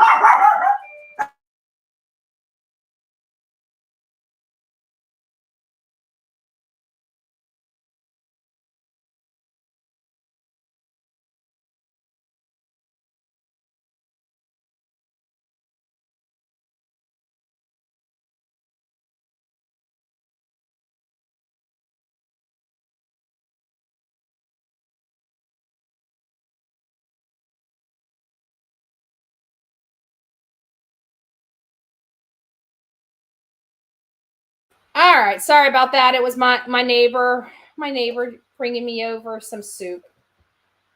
Would you stop? You guys need to see this dog, how this dog is treating me over here. Do I need to take the... She saw food and she started jumping up on my shoulder. You guys can't see her. They never shows you guys when she's It's so funny because she could be up here and she's peeping and you guys don't even know she's peeping because StreamYard blocks her out. So she's sitting up on my shoulder some of these days and you guys don't even know she's sitting up on my shoulder. Oh, good gracious. Oh, good gracious. Okay. So I think my neighbor, I'm sure he heard me say disgruntledly. I'm like, oh, good gracious. Who is that? You know, because I don't like the doorbell ringing because it gets her all excited and stuff like that. But it was really sweet that he thought about me this Sunday to bring me some soup, huh? So let's go back to here. This is where I want you guys to focus because this is the area. These lights right here keep moving. This is the area that they're focusing in on. This is the area that you're seeing enhanced. Okay. So let's go back. I want you guys to see that.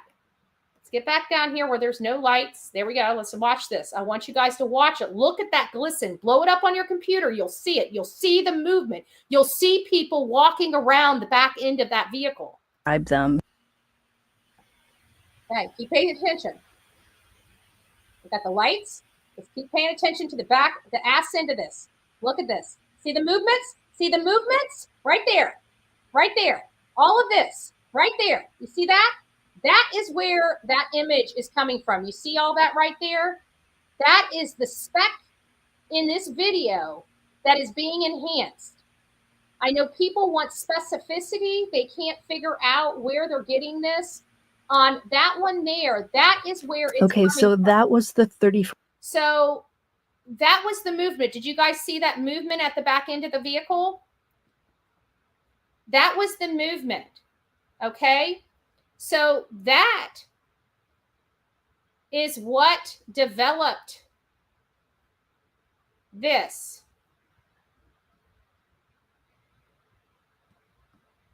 I wish they would let me do more than one freaking window on here. I should be able to just go through the list, but ha ha ha. There we go. So now you guys see where the image is deriving from and why we have this white area here. It's because this is the back of the vehicle. This is the back of the vehicle. But if you blow that up, you can see movement right there at that back of the vehicle. There's something going on at the back of that vehicle, and the lights are shifting right there. And you see the three little doot-doot-doots. That's your three little doot-doot-doots right there. That's your three little doot-doot-doots right there. So I think it's important because, again, I can't replicate this stuff. Okay? I can't replicate this stuff. I don't have the ability. I don't have the patience. Okay, let's be honest. I'm a researcher. I'm a sleuther. I'm a loudmouth woman with a bullhorn that fights for injustice. Okay, all over this country. That's what I do. That's my profession. That's what I do. That's what the gifts God gave me. Okay, God gave me the ability to create videos and create content. What he doesn't give me the ability to do is know how to enhance photos. I bet you in another 10 years, we'll be doing all this on this channel, right? We'll have a lot of people showing us this trick, showing us that trick, showing us what stuff we need, how we can do this. But for the time being, this is not in my wheelhouse. I have to trust the people that have the patience, the dedications, the dedication, the software, and the wherewithal to do this. And we have to trust them. And they have hit pay dirt. They have hit pay dirt. We know something is behind those lights. Even hindsight. We know hindsight has always been here for the truth. Always been here. Not just this case. Hindsight's been around for a really long time. Okay. Hindsight 2002. I'm sure the 2002 has something to do with it. I mean, I'm speculating here, but I have a funny feeling. She's been around longer than Bullhorn Betty, longer than half of the creators on this platform have been around. I have to assume that hindsight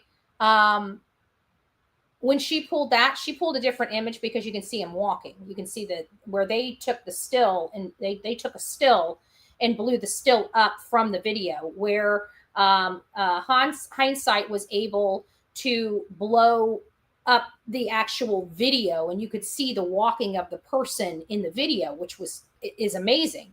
Again, this is just showing us that there's people behind these lights.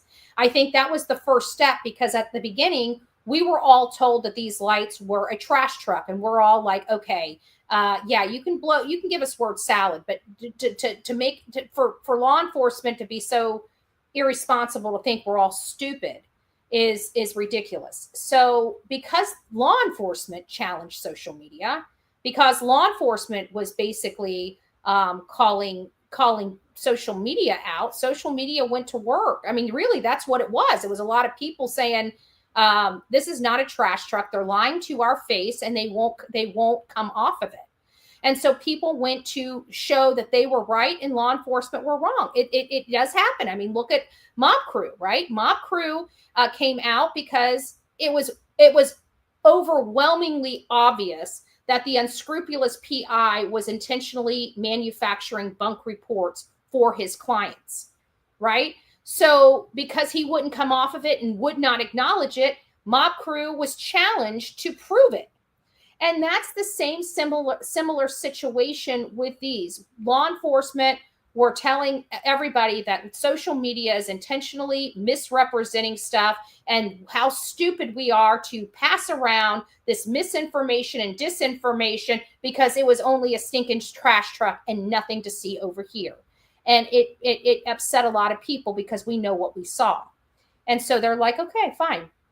And got to work. And here's the result of getting to work. This does not look like a trash truck to me. This does not look like a trash truck to me. Hindsight says God sees all of us as a team. Amen. Amen to that. Amen to that.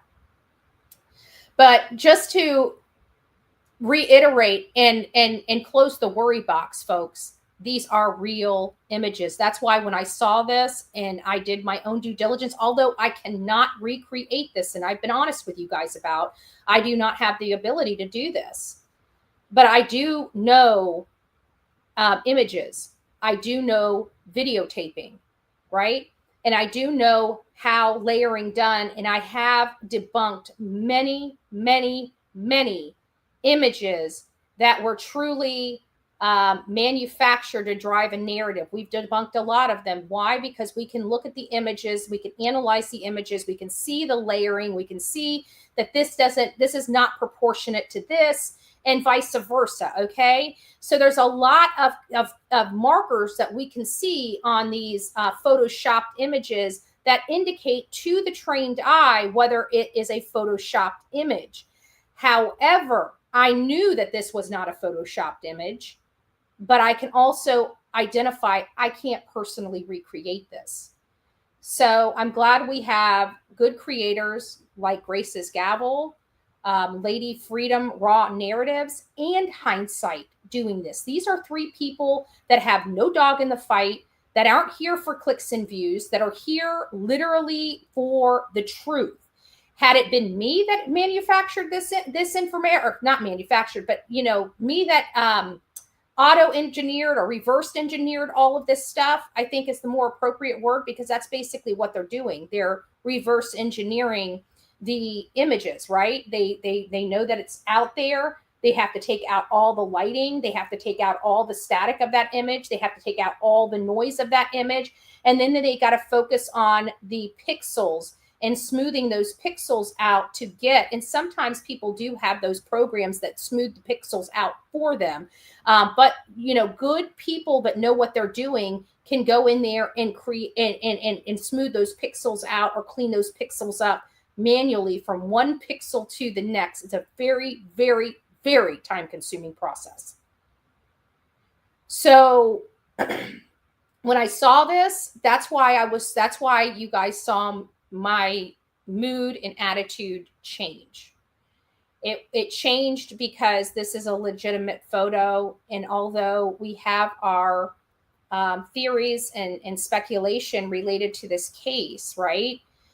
we still, like I always said, we're going off statistics and factual information, but deep in the pit of every single one of our stomachs, we want to be wrong, and we want to find Sebastian happy and healthy, and just, you know, we pray that he's on a 1 month or a year vacation where he's enjoying himself, right? That's what we want to tell our mind while we have this gnawing something in our stomach telling us, you know, this isn't right. Shh, it's okay.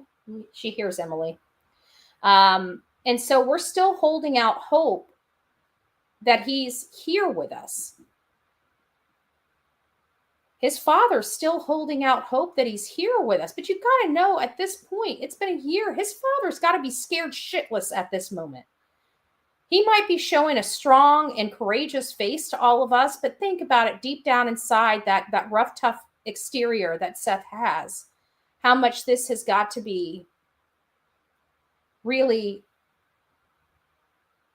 bothering him on a very personal and very hurtful and very heartfelt level. And seeing something like this, it kills the alibis of the mom and stepdad. And now we're sitting with a whole bunch of, now we know for a fact that what they said has been a lie for the last year.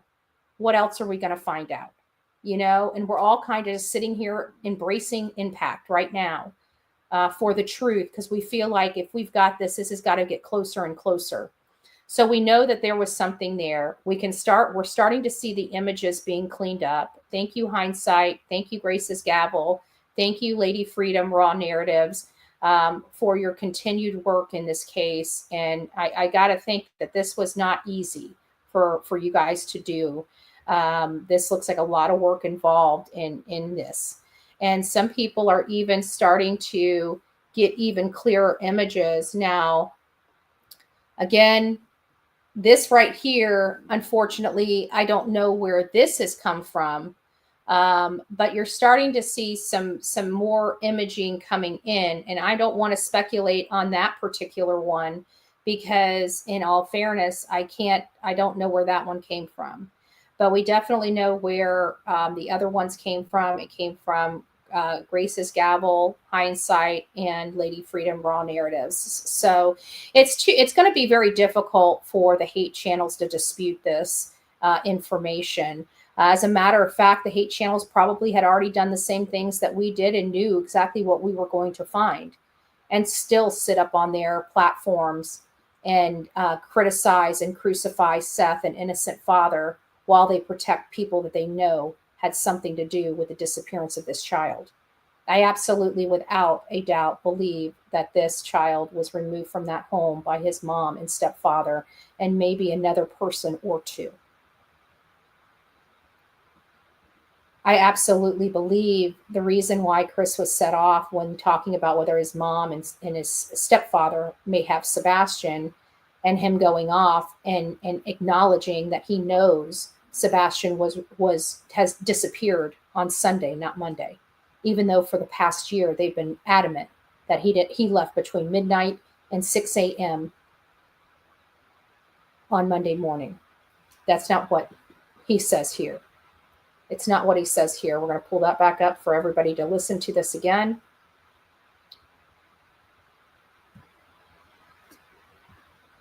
Get back to that part. I think it was 43.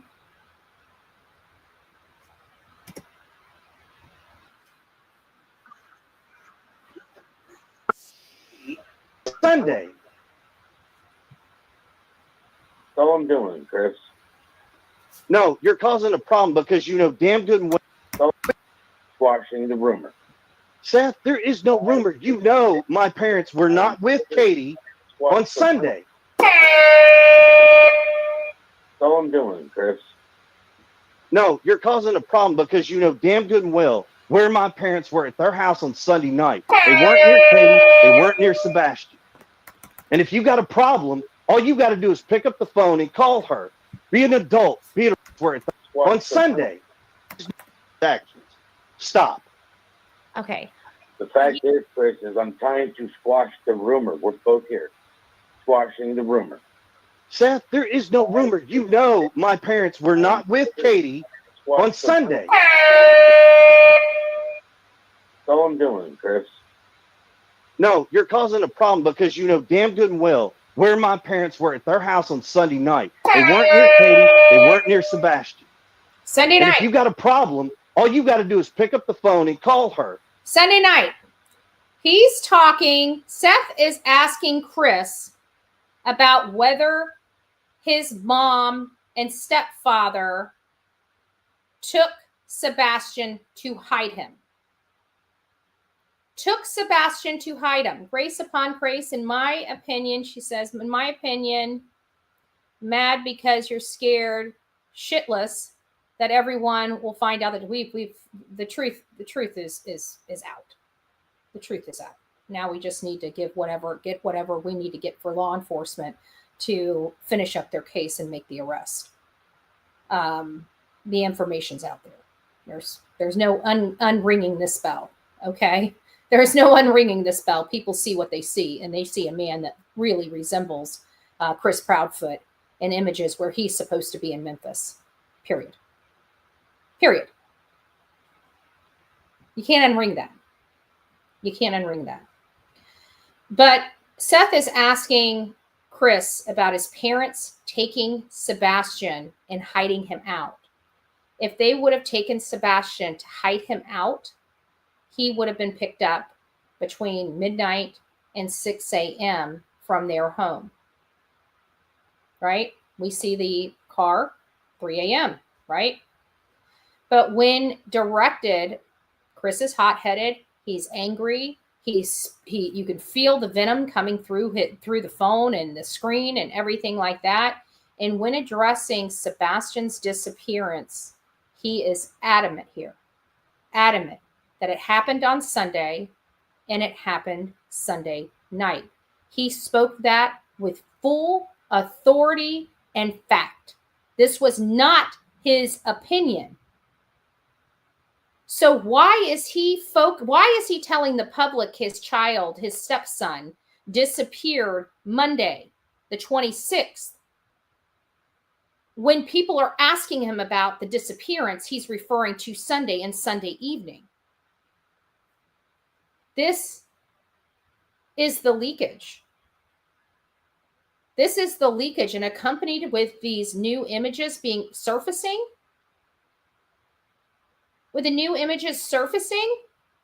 these are very powerful statements.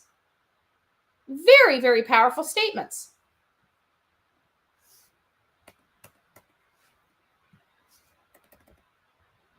That's all I'm doing, Chris. No, you're causing a problem because you know damn good and well where my parents were at their house on Sunday night. They weren't near Katie. They weren't near Sebastian. And if you got a problem... Sunday night,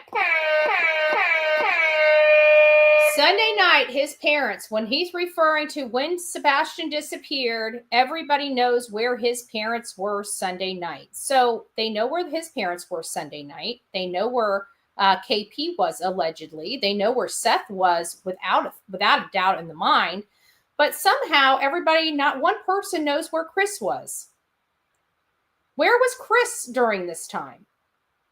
How do we have the information about his mom, his stepdad, Seth, Katie, but the man that was so far away, so far away, is the one person we don't even know when the last time he allegedly wants us to believe he was in Sumner County.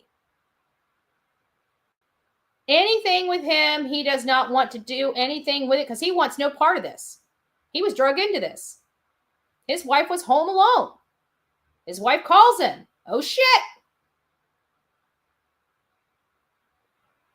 Comes home and can't believe what his wife has done. I just want to know how it must feel sleeping next to somebody. I wonder if he keeps one eye open at night. I wonder if he wonders if she's going to turn that onto him or if he feels his life is in danger. I don't know, and I can't ask him. But I would think, remember when they were going motorcycle shopping? Do you guys remember the satire I stated? Maybe they should get another motorcycle. We might find out who did it. Because I have a funny feeling. I wonder if they decided not to buy that motorcycle after my comment when I said, be careful, Chrissy. She might take you on a on a mountain and give you that old boot. Next thing you know, oh my gosh, he missed the curb. He missed the curb. That's got to be some scary stuff. I'd never sleep next to somebody that I think can hurt somebody. Especially their own offspring. If they can hurt their own offspring, what are they going to do with their significant other? I don't know. BHB Hindsight wants you to check your email. Okay, doing that now. Okay, let's see what we got here.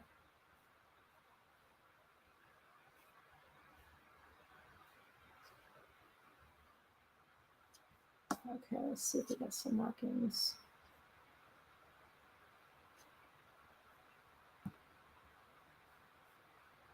Okay, I'm going through it. Okay, so I think Hindsight, do you believe? Oh, this looks like something. Let me put these up. Let's see if I can pull these up.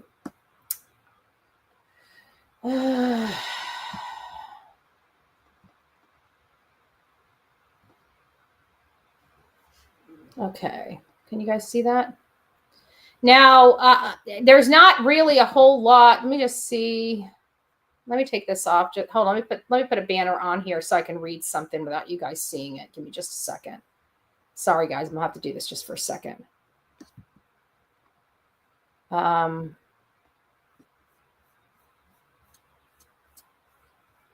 Enhanced photos. It just says enhanced photos, but I don't know what they mean. I think you'll have to ask Hindsight. Hindsight, I think these are the ones you sent me. So here we go. Let me get back to that area. So you can clearly see something. And I think they're showing you where they think, I don't know what these are for. You can see a head here and you can see something right here. Oh, shit. Sorry about that. Look at that. You can see a full face and it looks like maybe a hat. I mean, these are pretty good. I mean, this is pretty good imagery, guys. I sent you a link to something. Okay, so this is not from you. This is from somebody else. Okay, I'll look at it in just a second. Look at that. You can see a face.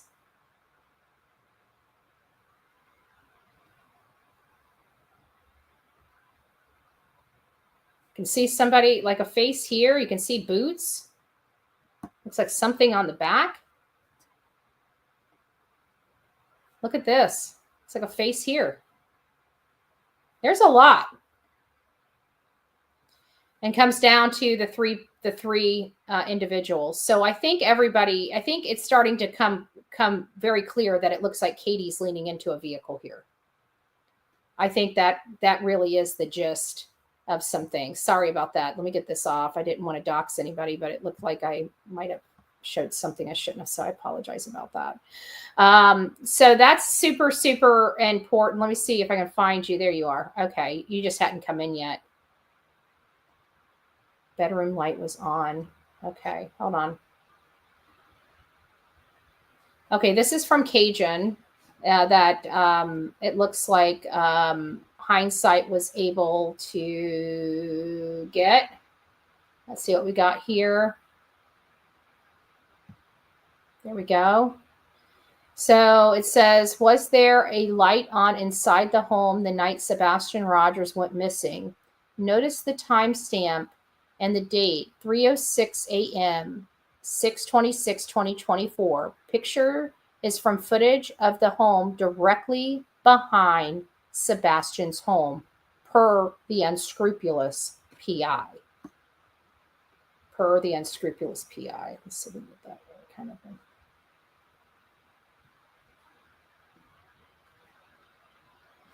Oh. Lights are on. Lights are on. Look. Oh, sorry, guys. Sorry. Look. Sorry. Maybe I need to put... I'm trying to push it up, but it's wanting to go up. Like, show... Look at that. You can see the lights on.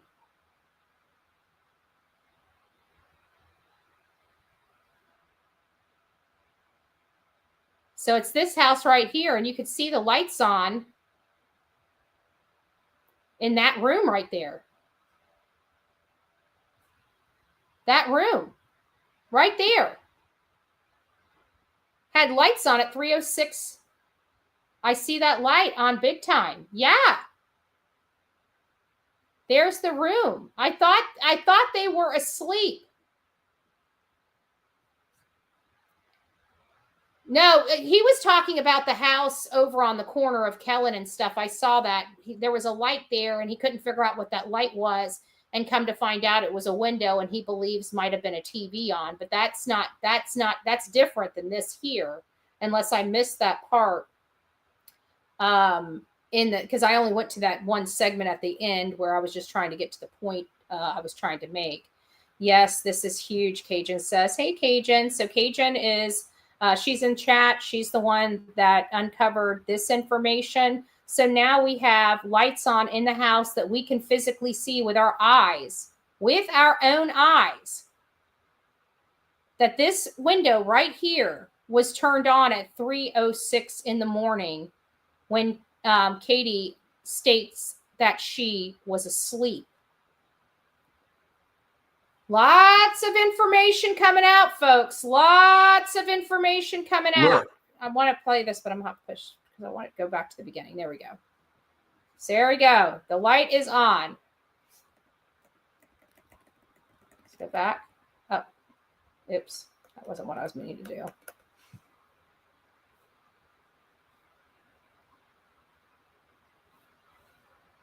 There it is, right there. Right there. Right there.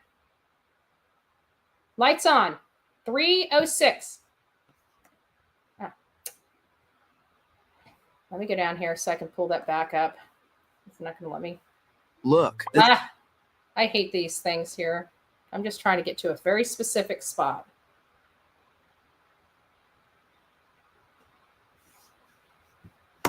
Won't let me go back to the spot.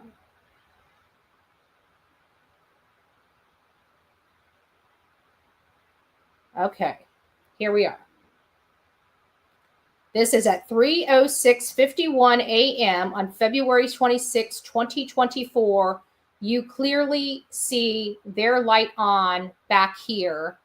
And we are learning that that is the back side of their house. So they're seeing this. Right there in the backyard.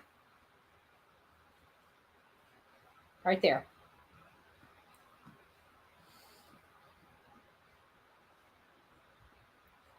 There it is. Closer up.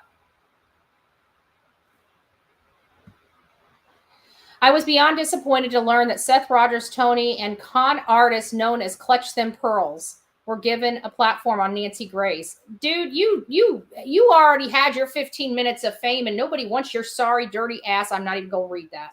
I'm not even going to give that dignity. That man does not deserve a flippin' platform. He's a disgusting, vile, human piece, wasteland that does nothing but protect bad people. I have no respect for pieces of garbage like that. He deserves a cell right next to his clients. Sorry, not sorry. Sorry, not sorry. I said it. Clip that, pass that around.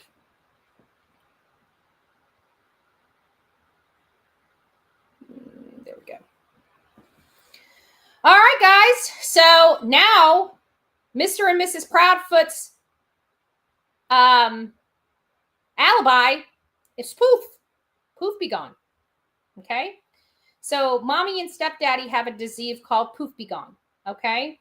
And so poof be gone, but by their alibi, we are now confident we have always been on the right path. We have always led our audience and the information on here correctly, and we have always strived for the truth and transparency. It has taken a lot of people that don't know each other, that just have a love for the truth and a love for helping victims, that have come together and have helped bring information to the public that law enforcement nor anybody else really wanted us to have, even though we have the freedom of press. This is why many people have ditched mainstream media and news organizations that aren't willing to fight and scrap for the truth. There's a lot of people that do fight and scrap for the truth. I don't want to get dismissed because these are mainstream media people that I idolize and I have high regard and high respect for, such as Vinnie Politan, Brian Enton, Nancy Grace, all these people that don't mind going to the mattress for these clients. They believe in the freedom of press and they push those envelopes just like many of us that are seeking the truth. So we don't want to dismiss our partners and our friends of mainstream media. This is not a dig toward them. This is a dig to everybody that's gotten comfortable not pursuing the truth in mainstream media. We knew what we were working on. We went out there to do fact-finding trips. We wanted to uncover the truth. We wanted to lend some help. We wanted to find some leads. We wanted to help law enforcement bring this child home and bring this child home to his father. We don't know where Seth's son is, okay? We don't know where Sebastian is. What we do know is that we never believed the story that he just walked away because his father told us that's not his son. We knew something happened. I always said it's almost as if Sebastian levitated. I didn't realize what I was saying at the time may come to pass, may come to hold water and to be true.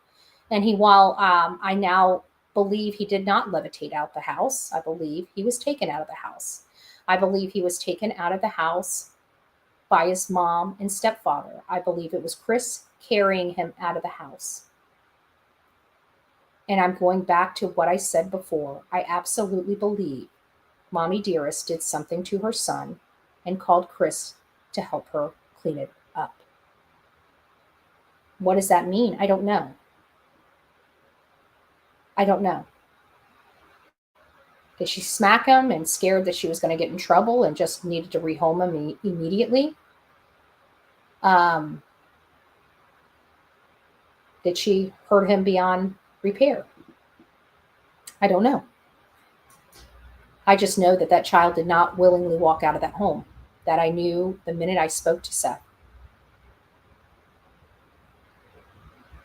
So this is not good. Okay, these images, this cleaning up is not good. Okay, this is not a good situation. This made things 10 times worse because now we know without a shadow of a doubt that these parents are lying. We know that their alibi just went poof.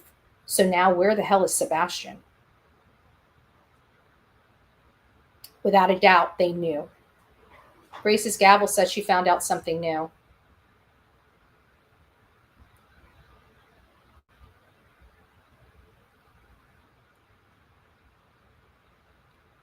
I'm almost scared to ask, what did you find out? Honestly, because I don't think I can take, for this very long time, BHB, I pray for poor Sebastian no matter what.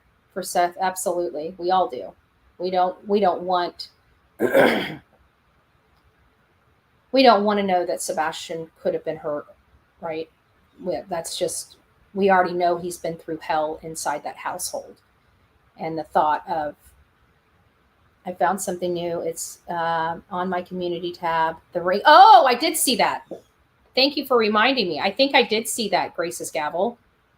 I think that's one of the photos that I picked up, and I think I forgot. I just shut it down. Hold on. I think I've got it. I think it's this one right here.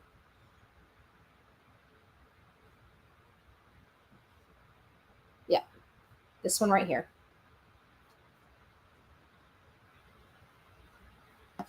Give me just a second. I'll pull it up now that I found it.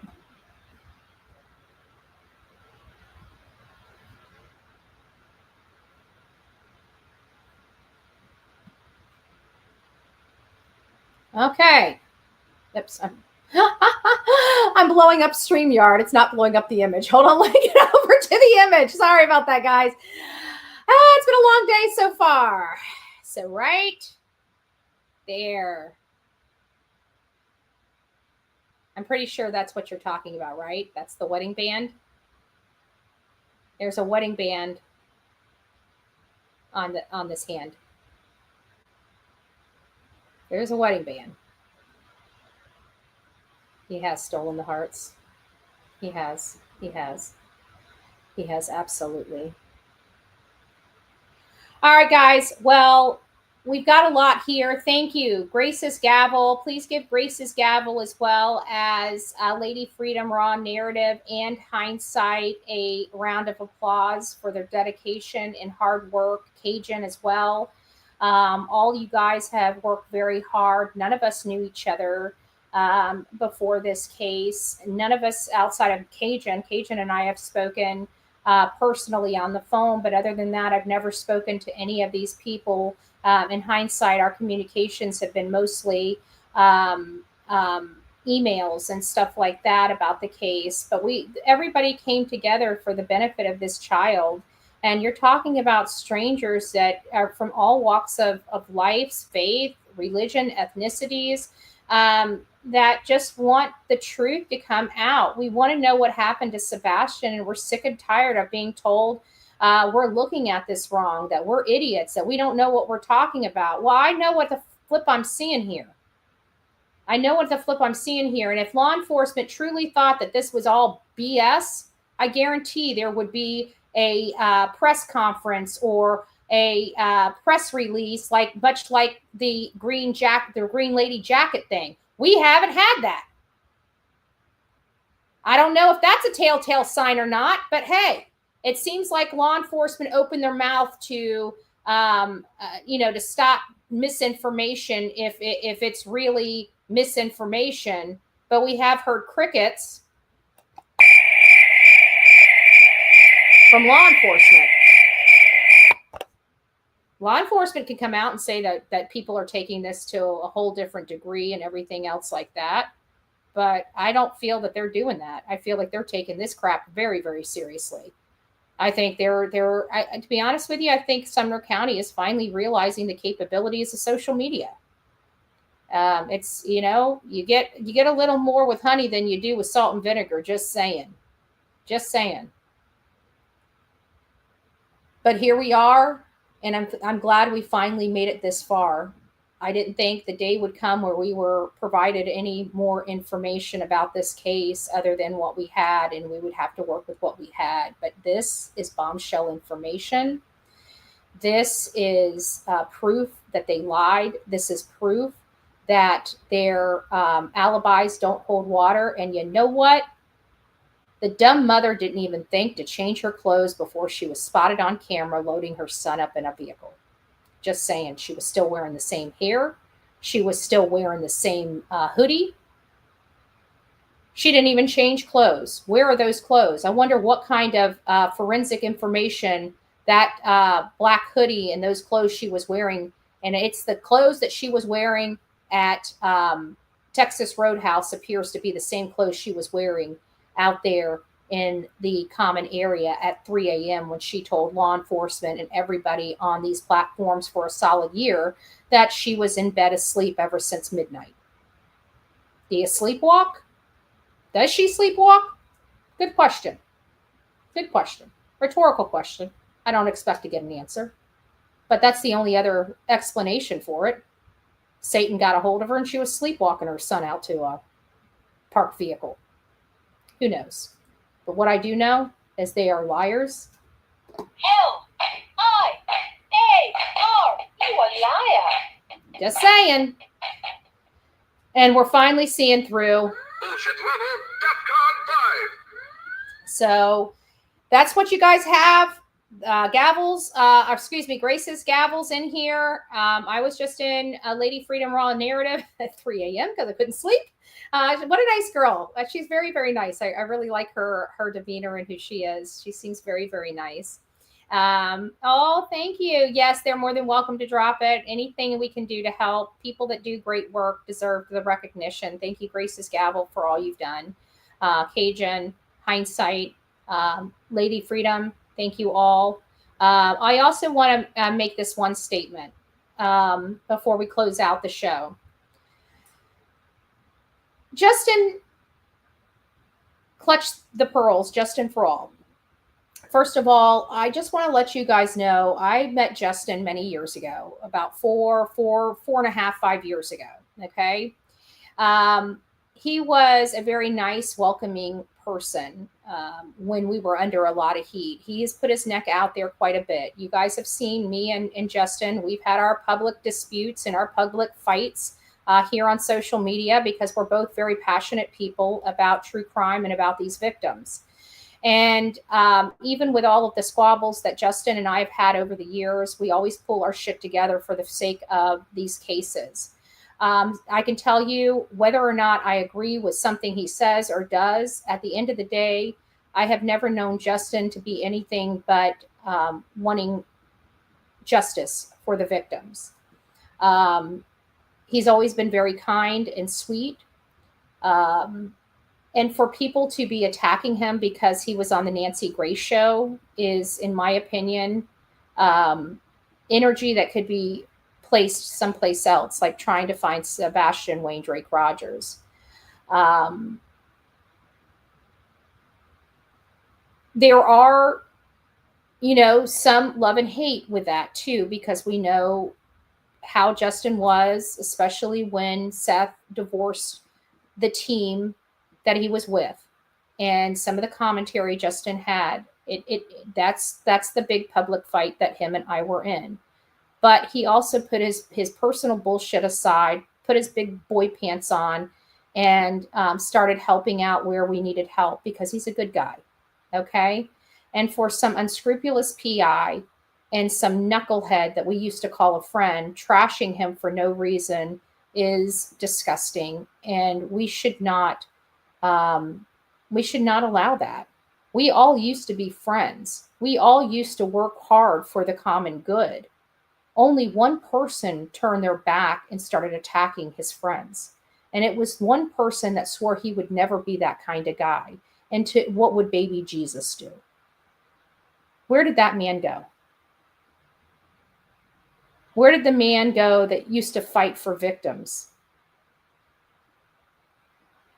Something has happened to him, y'all, and I hope you guys realize it. And if you guys are truly his friends, you need to talk to him. He should not be trashing me. He should not be trashing Justin.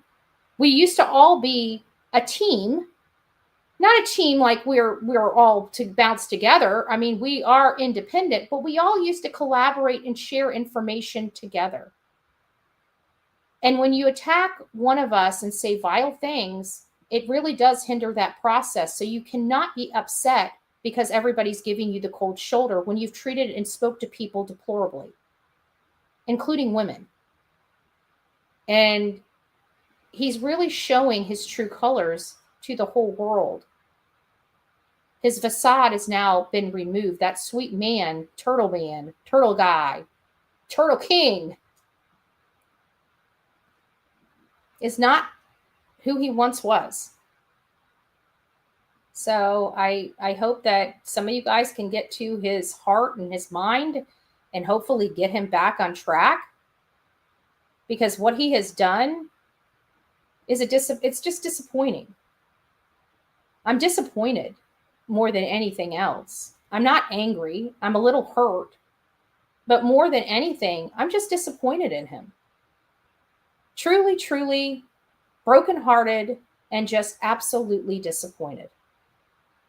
Well, Kelsey, he's been greedy for a long time. I mean, he bought a freaking van he never used. He bought a camper he never uses. I mean, he bought cameras and umpteen million things that he's turned around and sold for cash. I mean, there's a lot that goes along with it. Nor I'm not criticizing anybody that, we've all leaned on our audience for funding for this or that when we've been in a tight spot. So I'm not going to dog anybody from one person to the next, but that's what I'm saying. I mean, there is a layer of greed here, but at the end of the day, you know, there's a lot of us that money doesn't buy us, right? And he used to be one like that. Money, you know, he can't be bought. Well, it looks like he's bought and paid for. So I don't know what to say about him. I'm utterly disappointed, and I'll never trust him again. I don't know if I ever could. Because how can you turn on your friends like this over a year? I mean, I was the first he started talking trash about. And then it just spread from there. I guess because he expected everybody to be on his whatever. I don't know. I don't see teams. I see Sebastian. I really don't care, you know? Think about it. If Seth was in my way, you know, I'd push him right the hell out my way. Okay? I'm here for the victim.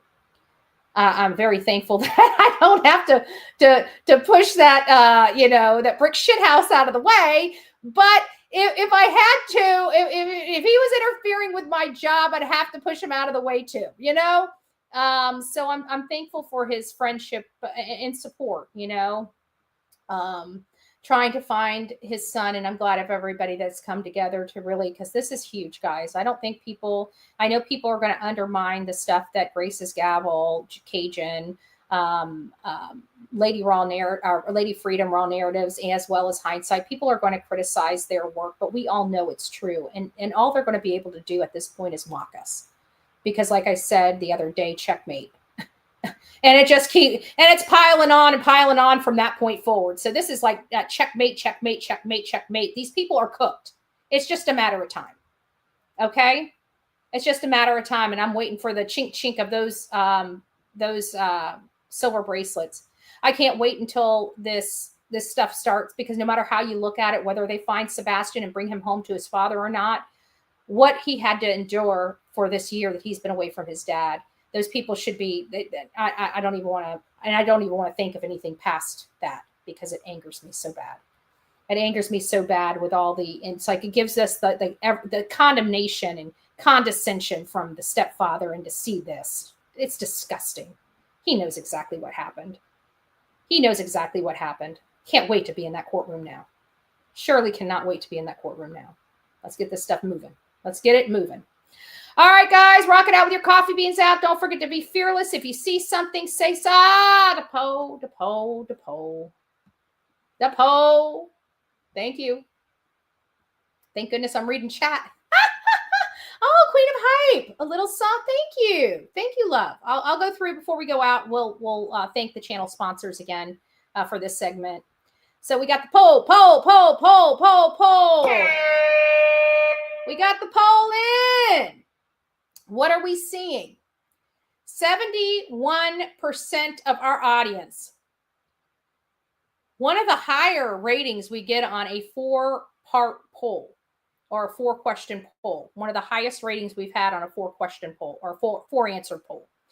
So it said, what are we seeing? Are we seeing a Shoals Foot commercial, Photoshop troll? It's a smear on the camera, or Sebastian being removed from the home. 71% of our audience, 713 votes, believe that he was being removed from the home. 15% believe it's Photoshopped troll. And I will tell you, please go and you can very easily answer this for yourself. For the people that believe that this is Photoshop and trolled, which you can't troll. You can't call Hindsight a troll. I'm sorry, you just can't. We see her everywhere. She does nothing but great work. She's got no dog in the fight.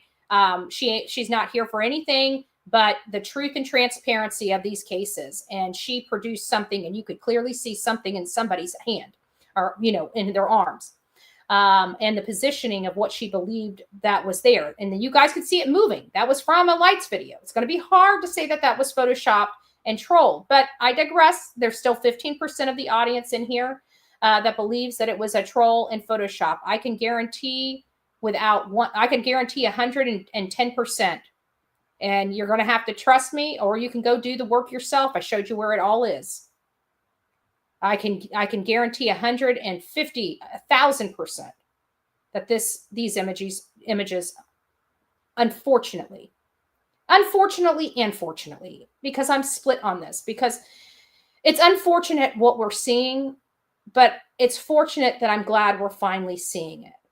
But I disagree. But either way, 15% of our audience believes 7% believes it's a Shoals Foot commercial, and 6% believes it's a smear on the camera. It's a smear on the camera. So that kind of breaks it down for you. So 71%, I trust our audience, and our audience believes it's Sebastian being removed from the home. I thank you all for participating in that.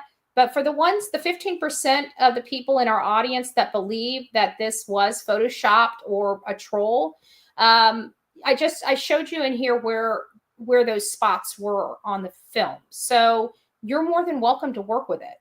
You know what I'm saying? You're more than welcome to enhance it and do whatever you need to do to show yourself that it is not photoshopped and this is not somebody being trolled.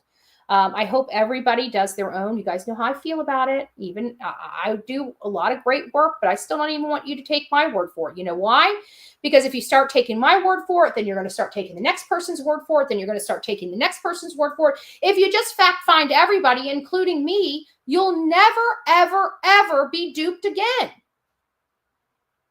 You'll never, ever, ever be duped again. Consistency, doing the same thing open, the repetition of fact-finding every single person and every single statement, that keeps you right with everything. You are in the know when you do that. I'm never offended with somebody fact-finding me. Never. I don't get offended by it. I don't get a little butthurt over it. I don't care. You come to me with that bull crap and say, oh, well, you're lying when I know I'm not. Then I get a little hot under the collar. But somebody fact-finding me, I got no problem with. Because you know what? If I do say something and somebody brings it to my attention, it'll be on the next show. I'm here for the truth. I'm not here to manufacture crap. You know, we're here for the truth. We're all here for the truth. This is legitimate stuff. I knew it as soon as I saw that photo and I looked at it, and you could just tell. I'm sorry, I've seen Photoshop stuff. I've seen some of the best Photoshop work before. But you can always tell. You can always tell. So this, as soon as I saw this, I knew what I was looking at was legit. I still went, even though I thought it, I still wanted to support that by looking into it a lot deeper. And when you can't see the layers and you don't have any seams and it's all one image and you know for a fact it's one image, that's when it kind of hits home. You know, that's when it hits home. And then we want to make sure what we're seeing in this image is exactly what we're seeing in this image. And I think we've got enough eyes on this that we're definitely seeing what we're seeing. So, all right, guys, I do appreciate you spending your time with me this Sunday. If you guys haven't, and you guys woke up a little late, but you're still interested in maybe listening to a great sermon, I just dropped on my community tab our gracious Pastor Turkey Man. He had a great sermon this morning. We also attend every Sunday at about 9:15 church together at Countryside Christian Church. If you haven't had a chance to, work on your relationship with God, now's a great time. You can always go back and replay those sermons as well, and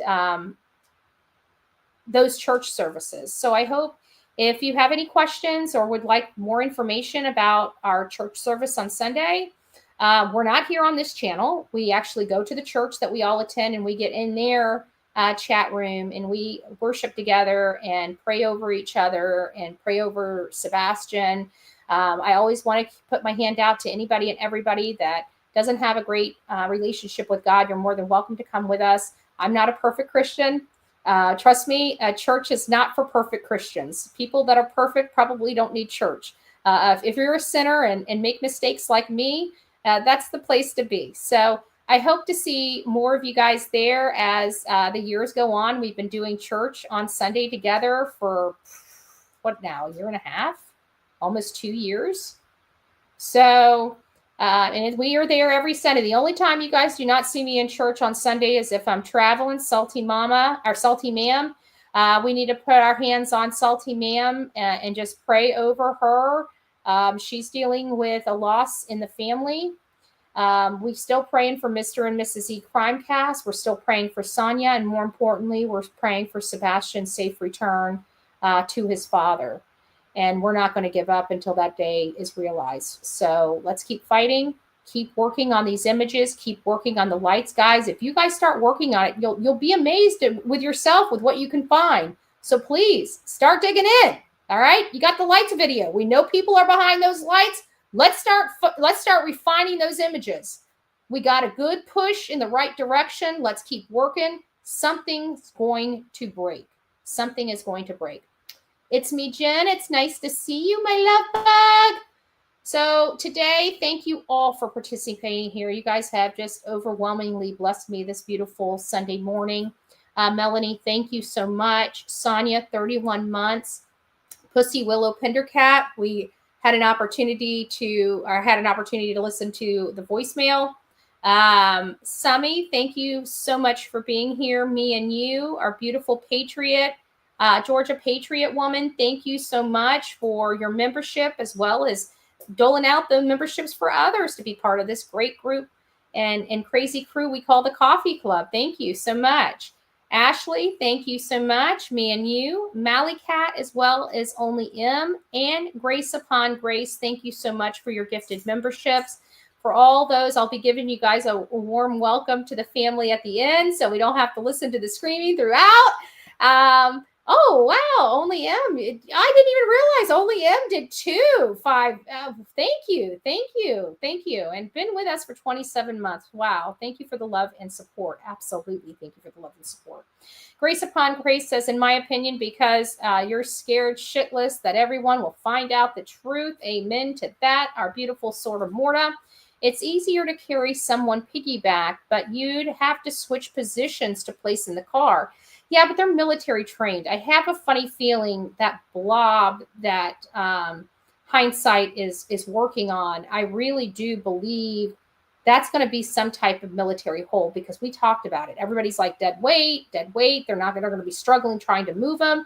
And I'm like, wait a minute, guys, we're talking about military trained people here. You know, they have to remove people from firefights and stuff like that. They are equipped to know how to grab an incapacitated person and get them out of Dodge. We've shown several different techniques throughout this past year related to Sebastian Drake Rogers that are utilized not only from military, but fireman techniques as well.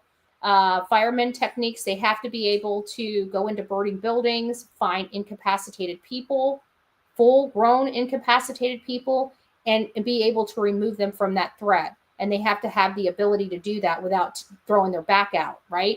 So there's different techniques on hoisting people to remove them incapacitated. So I believe that positioning and the shadowing that we saw that we thought was Katie originally, I think we're going to find out as a shadow of this, of one of these types of carrying mechanisms.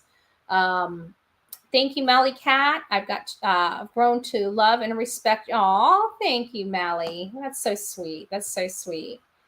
Queen of Hype, a little something for the fight. You got this, girl. Thank you so much. Thank you, thank you, thank you. It's me, Jen. Thank you so much. Thank you for being a member, a mod, just all of you guys supporting, and just wanting to know what truly happened. Oh, Lady Roses became the newest member of this crazy crew. And this is for everybody that received your Bullhorn Betty membership or became a member of this crazy crew. Welcome to the fam. This crazy crew we call the Coffee Club, i.e. the Insane Asylum. Find your padded room and get comfortable. All right, guys, rock it out with your coffee beans. Oh, we got a few here. Oh, I got some more here. Oh, Lady Roses, thank you. Please pray. We lost Dad 3 years ago. Oh, I'm so sorry. I'm so sorry to hear that. Or throwing his shoulder out, right? Yeah. They have different techniques to pick people up off the ground. One is kind of you lay them down, and then you lay down, and then you kind of roll. And as you're rolling up, you're picking them up. There's a lot of different techniques to use. And I'm wondering if that's why we're seeing that blob, that one blob over here that everybody thought was like Katie. And we're like, wait a minute, no, this looks like Katie bending down here. And you could, right when you see the image from the Texas Roadhouse, it's like, oh, crap, that's Katie. Like, there's no dispute whether Katie's outside of her house at 3 a.m. or not. You just saw her on camera. So we definitely know where Katie was, and she surely was not, counting sheep in her bed. So that's out the window. She a liar. What is she? The lie detector test determined you are a liar. Speaking of lie detector test, I'm ready for those results too. Because if they pass, I call. Oh, come on now. That ain't even bullshit. That's horse shit. Just saying. Not playing. All right, guys. Take care. Rock it out with your coffee beans out. Don't forget to be fearless. If you see something, say something. An ounce of prevention is worth a pound of cure. And until next time, please be safe and say it with me. And kind to one another. All right, get out of here. Have a great Sunday. God bless. From the East Coast to the West Coast, we are everywhere true crime is. We are asking for the public's help. We are searching in the woods. We are doing what it takes here on the Bullhorn Betty channels to find answers to the most alarming cases we have been watching on the news. I can tell you personally that I have traveled this entire country seeking these answers and bringing that content right here to you here on the Bullhorn Betty channels and Bullhorn Betty Crime Stories. We are happy with the work that we've done. We brought many answers to the public, and we have defied mainstream media in our pursuit of the truth in these cases. We will continue to work, we will continue to fight for these victims, and we will continue to tell their stories here on my channels. Welcome to the Bullhorn Betty brand of channels and the Coffee Club. Thank you for your love, thank you for your support, and more importantly, thank you for allowing me to bring these victims' stories to each and every one of you, advocating for each of these victims. God bless you. God bless America, and more importantly, God bless our victims.